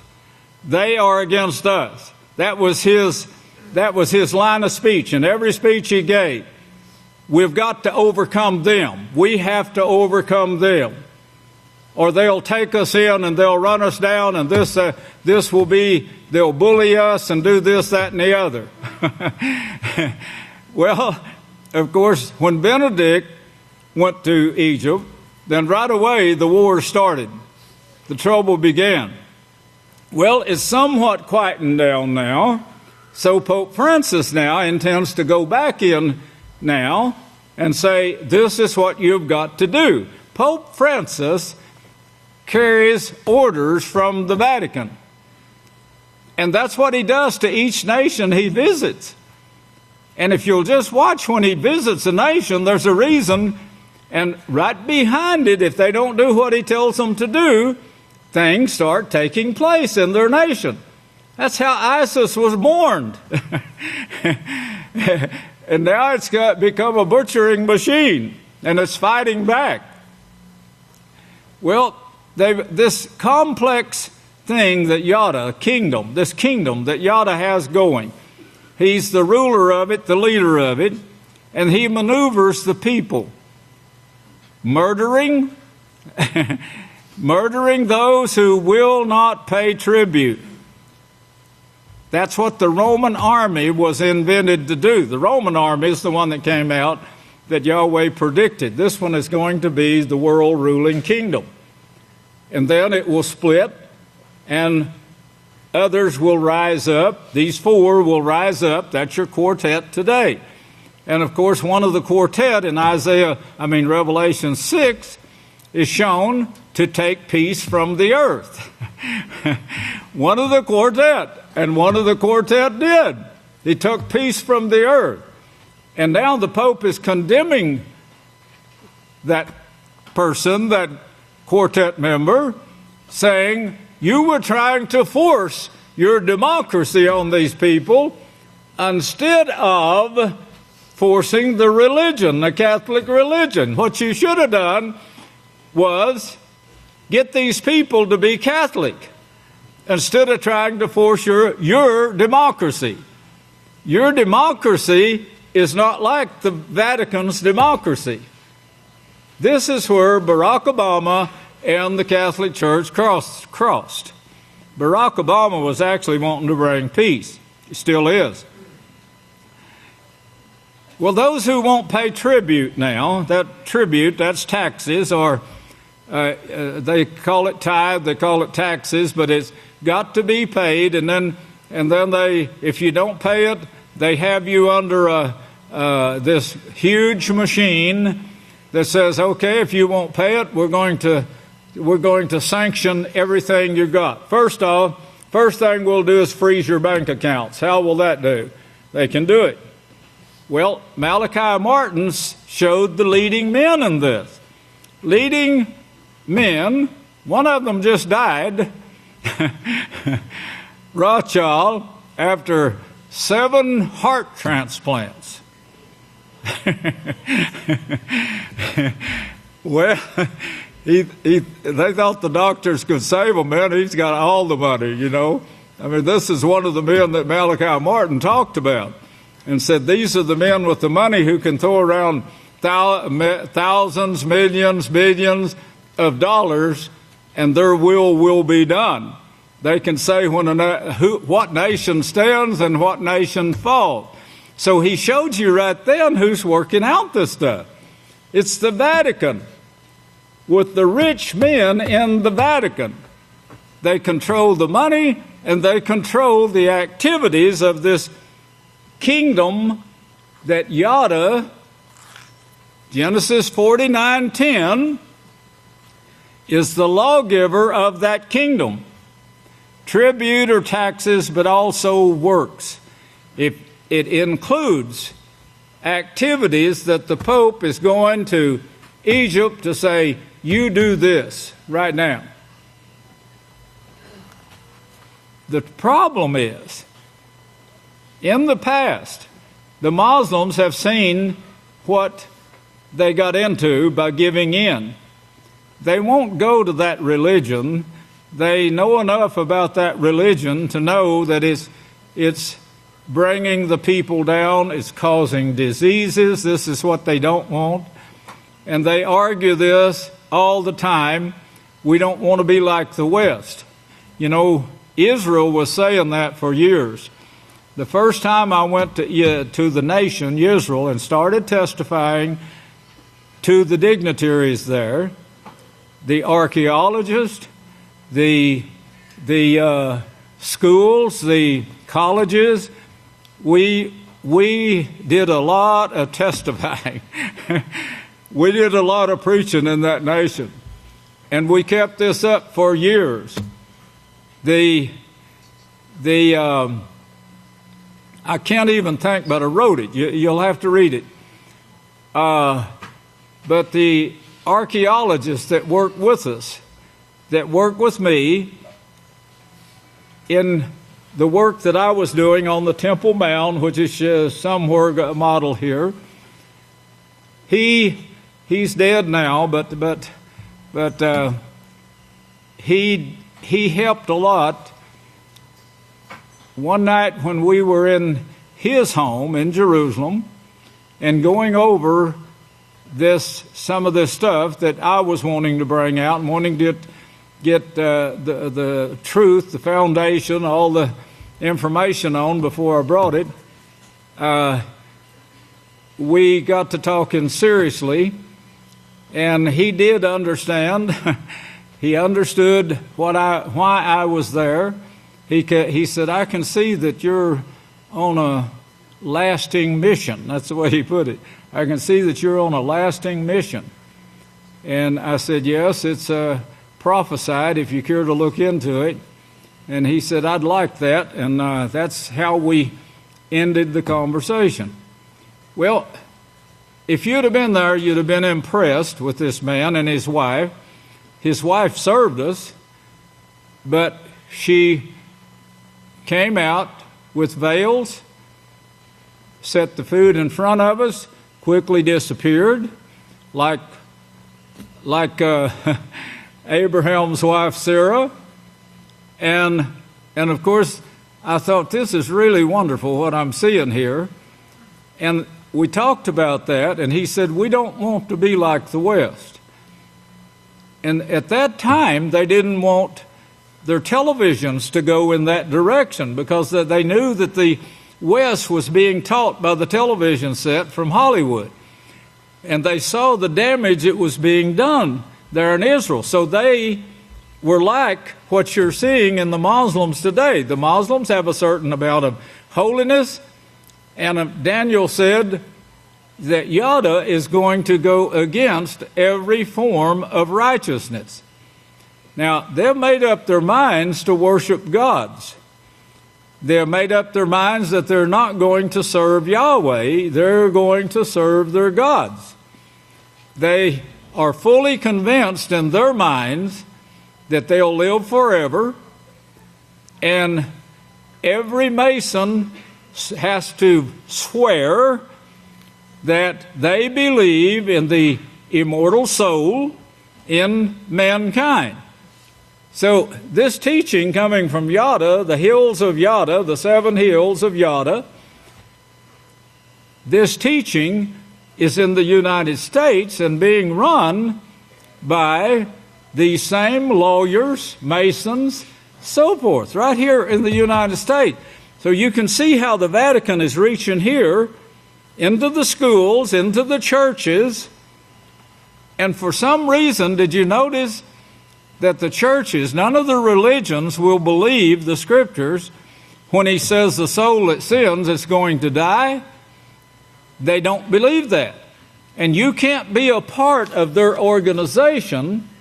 And that's what I proved to my son, my brother-in-law, back when I was, I think, 18 or 19 years old. And I showed him from his own Bible. He threw his own Bible against the wall. He got so angry with me. I spoke harshly then. I don't do that anymore. Yeah, I do a little. I know. Praise Yahweh. But from this now, Yada's doing, you can see the same maneuverability today that was taught in the schools of Nimrod, the terror. He was a terrorist. This teaching of this school that Cush fathered, he invented, he started, that quickly spread from city to city to city to city, if you notice that. And those cities were governed by a king who was responsible to bring in the taxes from those cities, the tribute. Well, of course, with this kind of maneuverability, the kind of force that we're seeing there, we're seeing that from Cain. We saw that from Cain. Cain was the first God worshiper. He's the first teacher of God worship. He was the first Catholic church, the tree of the gods, or the house of the gods. And Yahweh said to him, if you remember, why are you angry? He said in Genesis 49, he showed Yada took up the same anger. Oh, his fury. He says, let my counsel not be with them. Holding the same anger in Genesis 49:10. I won't turn to that. We're in a hurry. But the Pope has condemned the rise of the nationalism and anti-immigrant populism in Europe and has urged EU countries to show unity. That's the picture I just showed you, as representatives as representatives from the 28 nations blocked together to mark the 1957 Treaty of Rome, to assure their support of the Vatican. I want you to turn to Revelations here, Revelation 17, and read that for yourself now.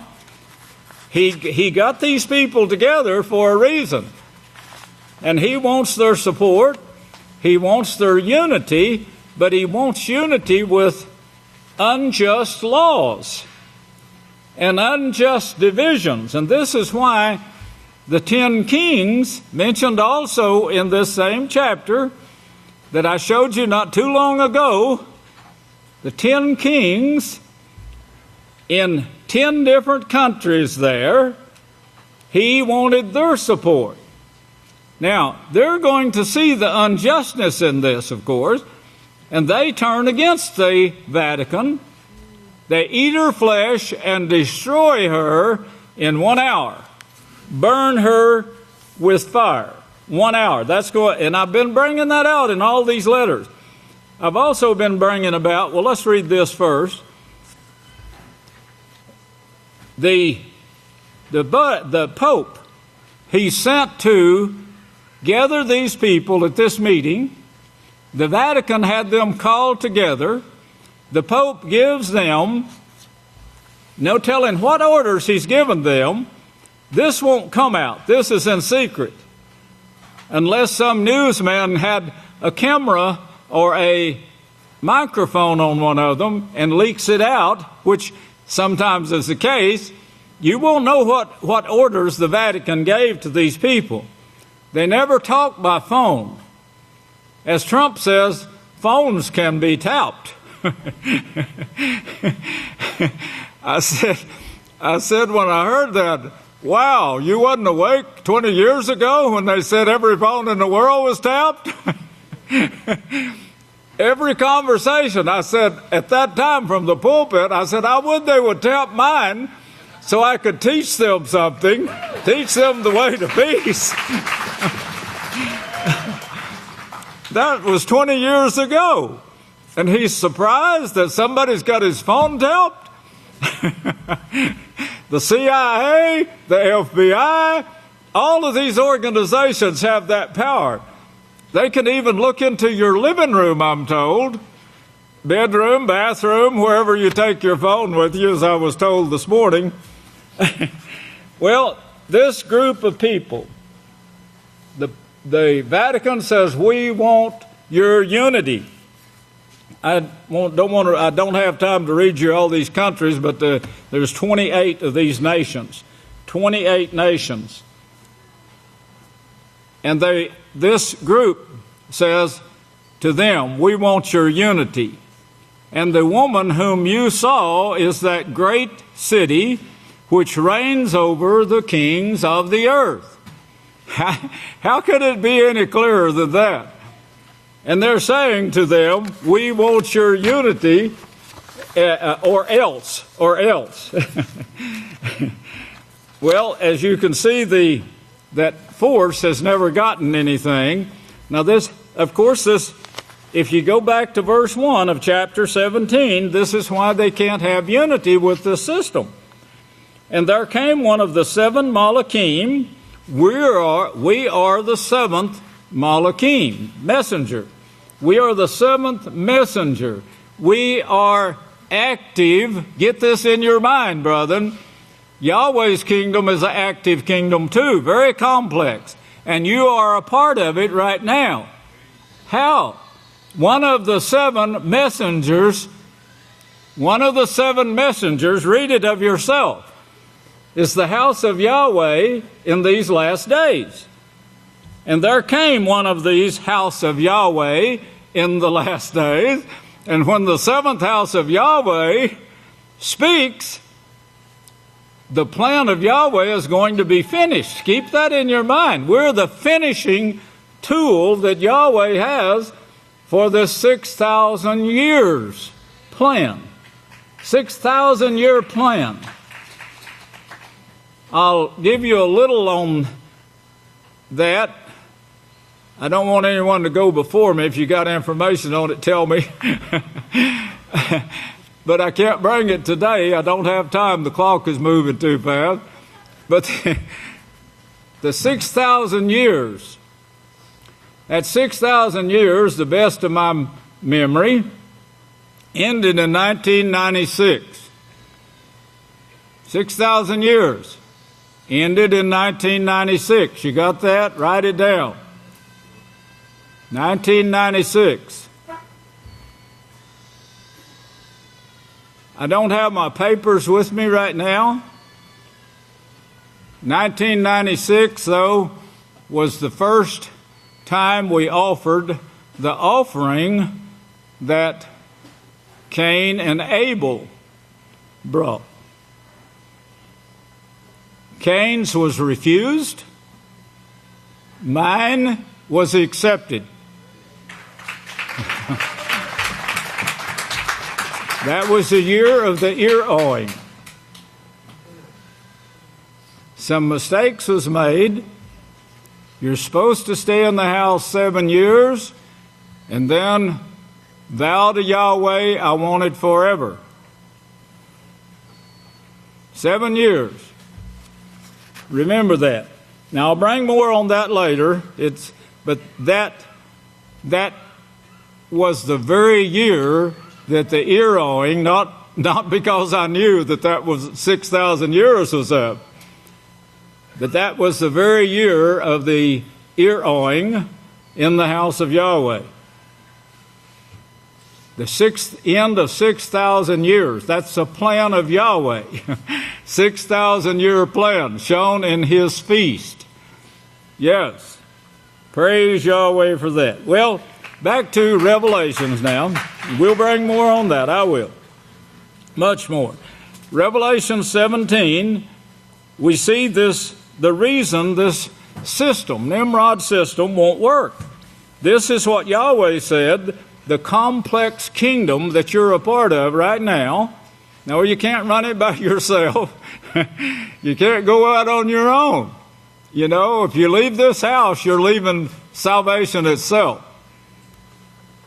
And there came one of the 7 houses of Yahweh, who had the 7 bowls, this is prophecies, and talked with me, saying, come and I will show you the sentence of the great whore.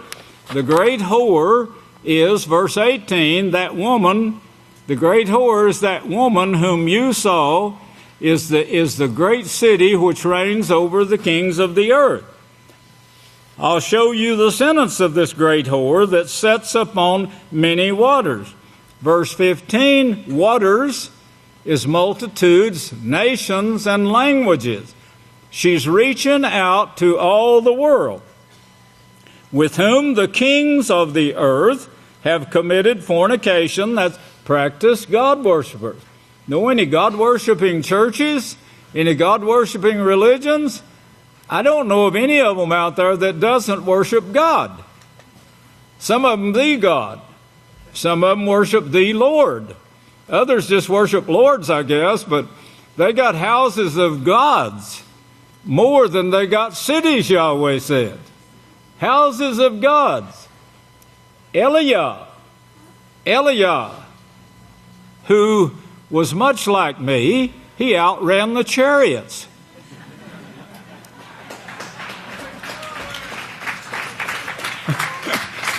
When I resurrect him, I'm going to run him a race. He outrun the chariots. He didn't do it backwards like I can, but he outran them. With whom the kings of the earth have committed fornication, that's God worship, and the inhabitants of the earth was confused. That word is confused, drunk. Remember these words. Oh, the drunkards of Ephraim. Oh, the drunkards of Ephraim. That's another sermon, but remember that. Been made drunk, that is, confused with the wine of the fornication.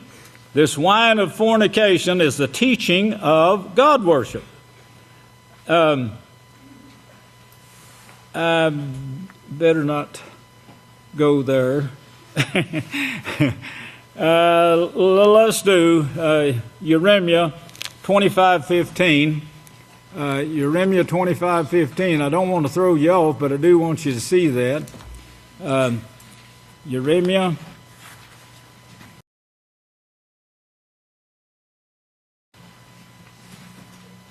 Yes, 25:15. For this is what Yahweh, the Father of Israel, said to me: Take the wine cup of this fury from my hand, and cause all the nations to whom I send you to drink it. All the nations. Well, now, of course, Jeremiah, at this same time that Jeremiah lived, if you study the history, it's like it was in my time right now. They had dignitaries of every nation in Jerusalem. That was one of the leading cities. Made so by Solomon, King David, then Solomon, and it was the leading nation. So Jeremiah took this, as we did, this cup, as we did, flying millions of miles to do that on the wings of an eagle. Yahweh said that, and Abelin, of course, has the wings of the eagle. That's the airline here in Abelin, and this is where we started from. I brought that out years ago in sermons and wrote it in the book, too. But he had these dignitaries, and he went to them. He didn't go to each nation, traveling all the way to every nation, but he had dignitaries in Jerusalem as they do today, and he went to those dignitaries and gave them this warning. And Yahweh said, take it to them, cause all the nations to whom I send you to drink it. And they will drink and stagger and go and be mad. They're going to drink this and go into confusion. They're going to go, they won't be able to make a sensible decision. Now, the Pope right now is getting ready to depopulate. He's getting ready. He wants everyone. The New World Order consists of only Catholics remaining. That's the New World Order. Of course, others hope to come out on top, Malachi Martin said. Here's the problem. And just as he said also, Russia, who was a teddy bear at that time, could become a great grizzly. And if you noticed in the news, she has become the great grizzly. Now, so get that now. So he told Jeremiah, take this to all these nations and make them drink, and they will drink it, and they will become mad. For this is what Yahweh, the Father of Israel, said to me. Take this wine, this teaching, cup of the fury. That's what you see in Revelations. Well, of course, this is done by the house of Yahweh in these last days, as Jeremiah said it would be in chapter 23. This is the great gathering. If you could understand now what I brought here a while back, I don't know when, but some time ago, that it was us that's on the sea of glass, that Yahshua stands beside, Satan at my right hand opposing me. That's what you see, and that's what Yahweh is seeing right now. Satan is actually sent down to earth, but she's still on the sea of glass in Yahweh's plan until this thing is brought about. But who was talking to Jeremiah? It wasn't Casper the Friendly Ghost now. This was a Malachim for the last days for this generation that you see plainly there in Jeremiah 23. So keep that in mind, Jeremiah 23. This is your great gathering. That's what this feast is about, the great gathering that's going to take place. It's right on our heels right now, this gathering. We've been preaching for many, many years now, bringing this about, and Yahweh is opening the doors for us. And this is what you see here is who's talking to him over here, to Jeremiah, and telling him what to do. Take the wine cup of this fury from my hand, and cause all the nations to whom I send you to drink it. And they will drink and stagger and be mad. Because of the sword that I will send among them, the wars. Now, this is falsely written. Yahweh doesn't send this. Yahweh predicts that this will come from the action of force that you're inflicting on these people. The force right here that these people are afraid to go against, they're afraid to say a word against it, they disagree with everything the Vatican is doing, or many things that the Vatican is doing, but too afraid to open their mouth. We're the only ones on the face of the earth, brethren, that's voicing Yahweh's opinion, Yahweh's prophecies, as Jeremiah was told to do here by the house of Yahweh before the house of Yahweh was ever invented in these last days or established. You should be able to understand that now as much as I've brought on it. And they're going to go mad. They're not going to bring peace. They're going to bring wars on themselves, is what he's saying here. Then I took the cup from Yahweh's hand and made all the nations drink to whom Yahweh had sent me. He did it. Verse 16. Now go back to Revelations again. Revelation 17. And this same messenger now is saying, come, the same one. And by the way, we went to all of these nations. They all had headquarters in Jerusalem, Israel. And Jerusalem, Tel Aviv, and other places, but we went to all of them. We visited them all. Now, come and I will show you now the sentence of these nations in which this whore, this great whore, verse 18, reign, over which she reigns. The city, the Vatican, reigns on 7 hills. That is, the 7 hills, that's verse 9 of 17. The 7 hills are 7 mountains. I brought that out many times now that the Rome sits on 7 hills. Yada, the kingdom of Yada, sits on 7 hills, with whom the kings of the earth are practicing this God worship. The same God worship that Cain first taught, then Cush invented schools to teach it. If you notice, it's in all the schools today. Every school of the world that you send a child to, they're going to pledge allegiance to this flag, which was invented by the Catholic Church to get this unity that she says she wants here. She still don't have it, but she wants it. She wants the unity that Yahweh wants, but she wants unrighteous laws, as we can see here. She wants them to follow these unrighteous laws that puts money in the pockets, ties up people in bondage to where they can't even have time to study, takes everything back before their death. You see that heavy weight right there. We see it in action right now. President Trump, he wants to demolish the health care that came to be called Obamacare, and Trump wants to abolish this.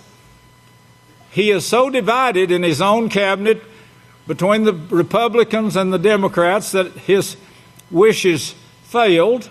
So he withdrew and says, we'll go at it in another way, but he's not giving up. He wants it. He says, this thing is a burden.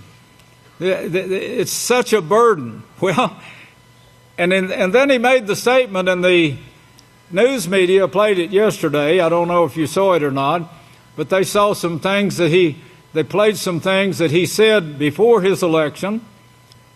He said one of his tools that he was running with was, I'm going to abolish this Obamacare, because he could see that there would be a lot of votes behind this.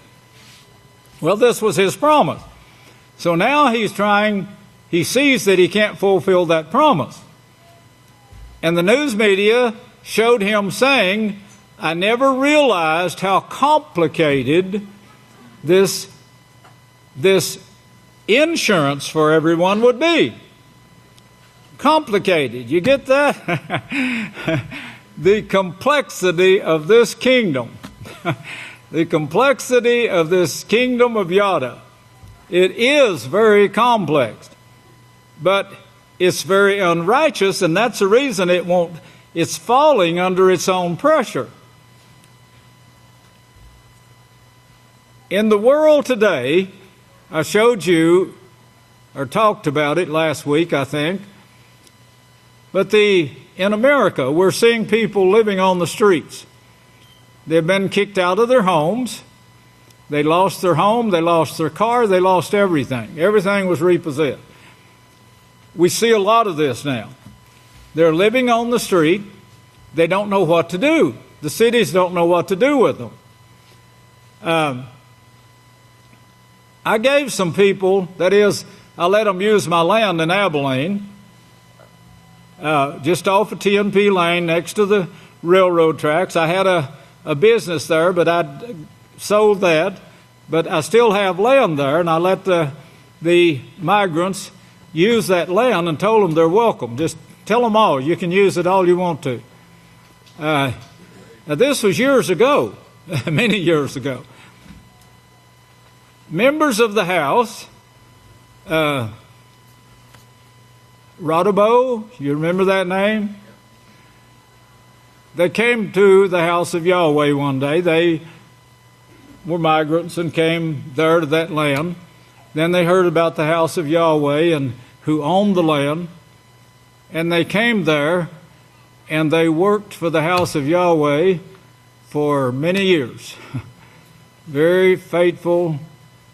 And they accomplished a lot while they were here, proved what they could do. And I'm anxiously waiting to resurrect them, of course. But they were part of that migrant land there. I don't know what year that was. I know you're going to ask me, but I don't know what year it was that I told them they could set up tents or whatever they wanted to. It's my land. And if anyone gives you any trouble, I was on the police department at that time, so it had to be before 76.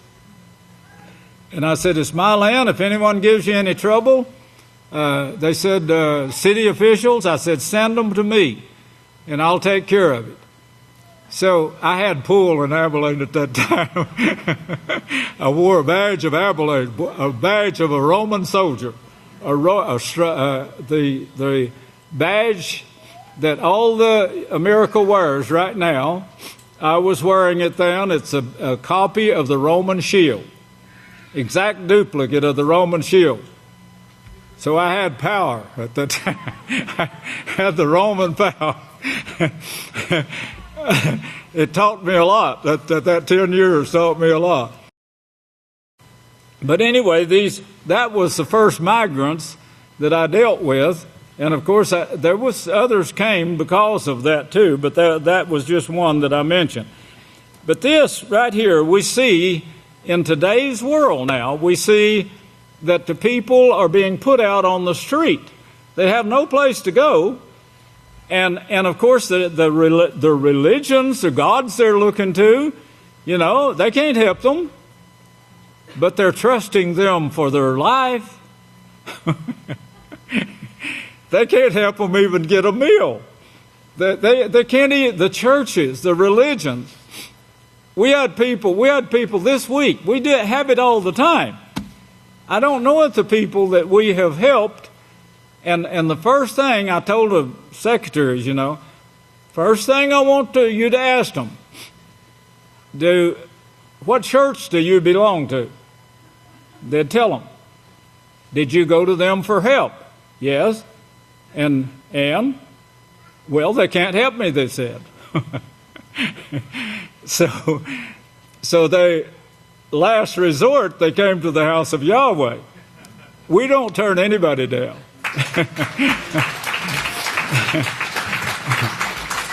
Well, be it Salvation Army. Have you tried Salvation Army? Yeah, I tried them. I stayed as long as I could, and they kicked me out. Did you get the Thanksgiving turkey? Won't that last you for a year? No. How about the Christmas turkey? Oh boy, what a laugh!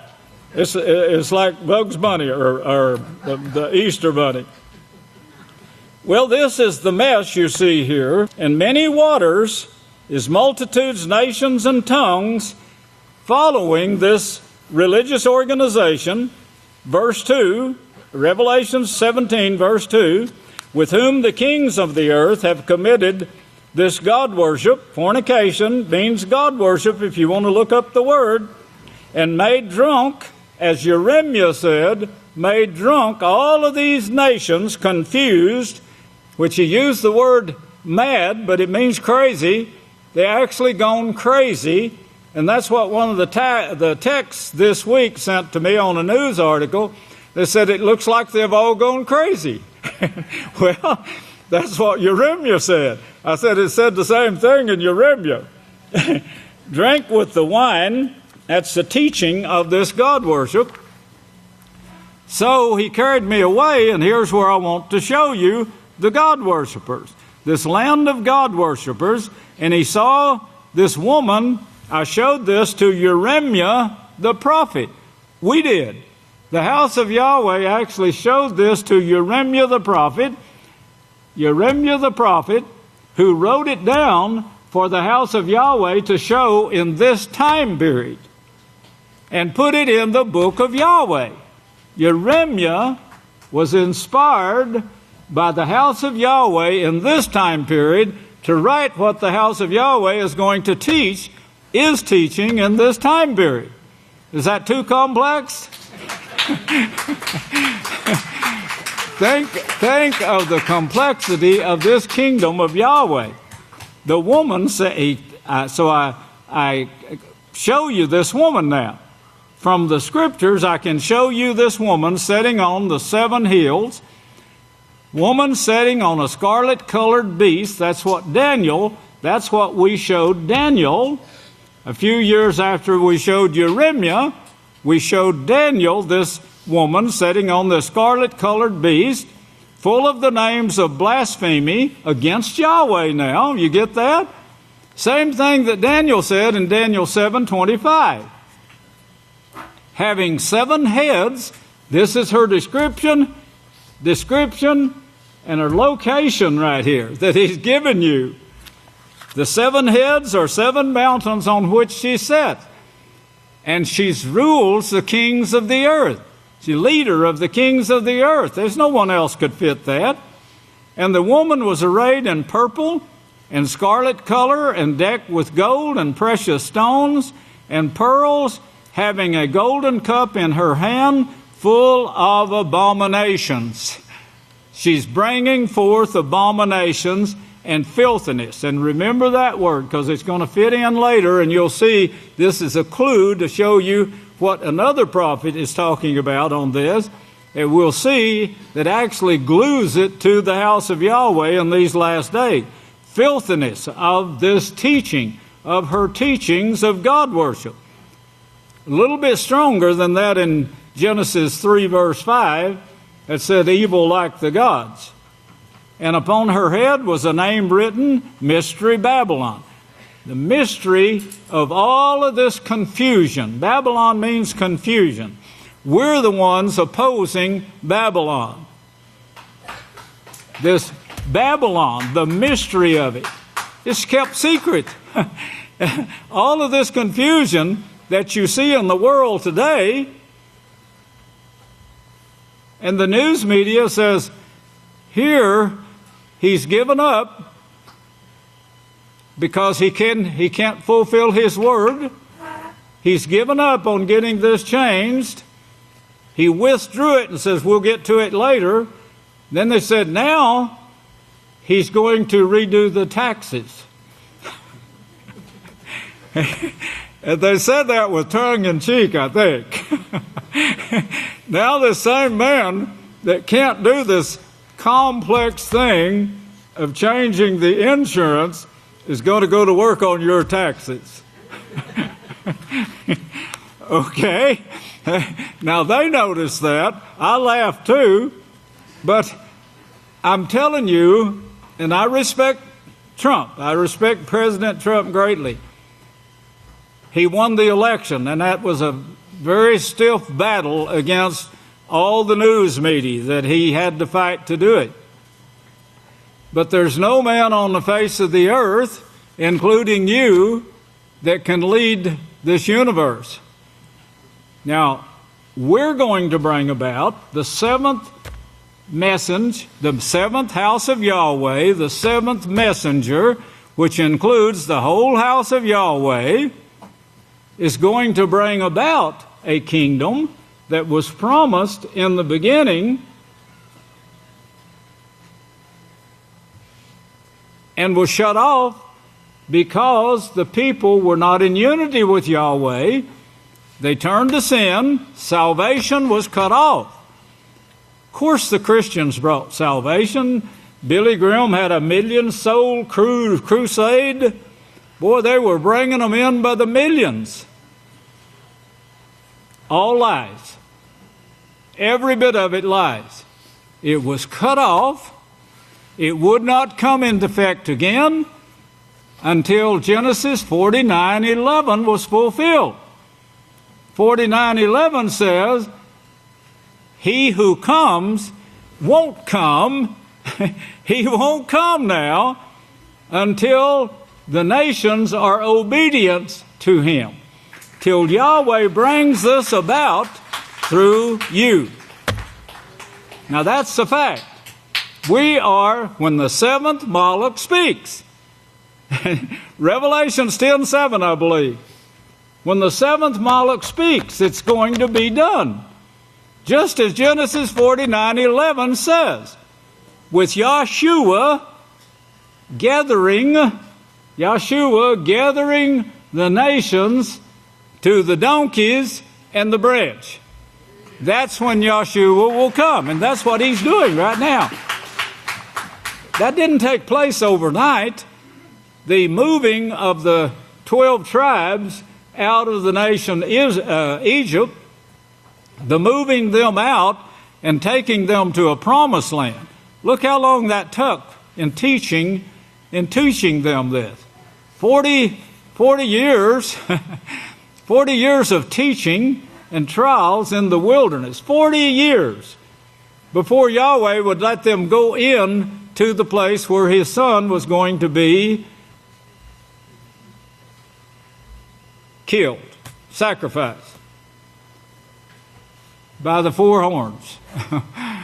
They had to all agree with it. Everyone, all 12 tribes of Israel had to agree on killing this man.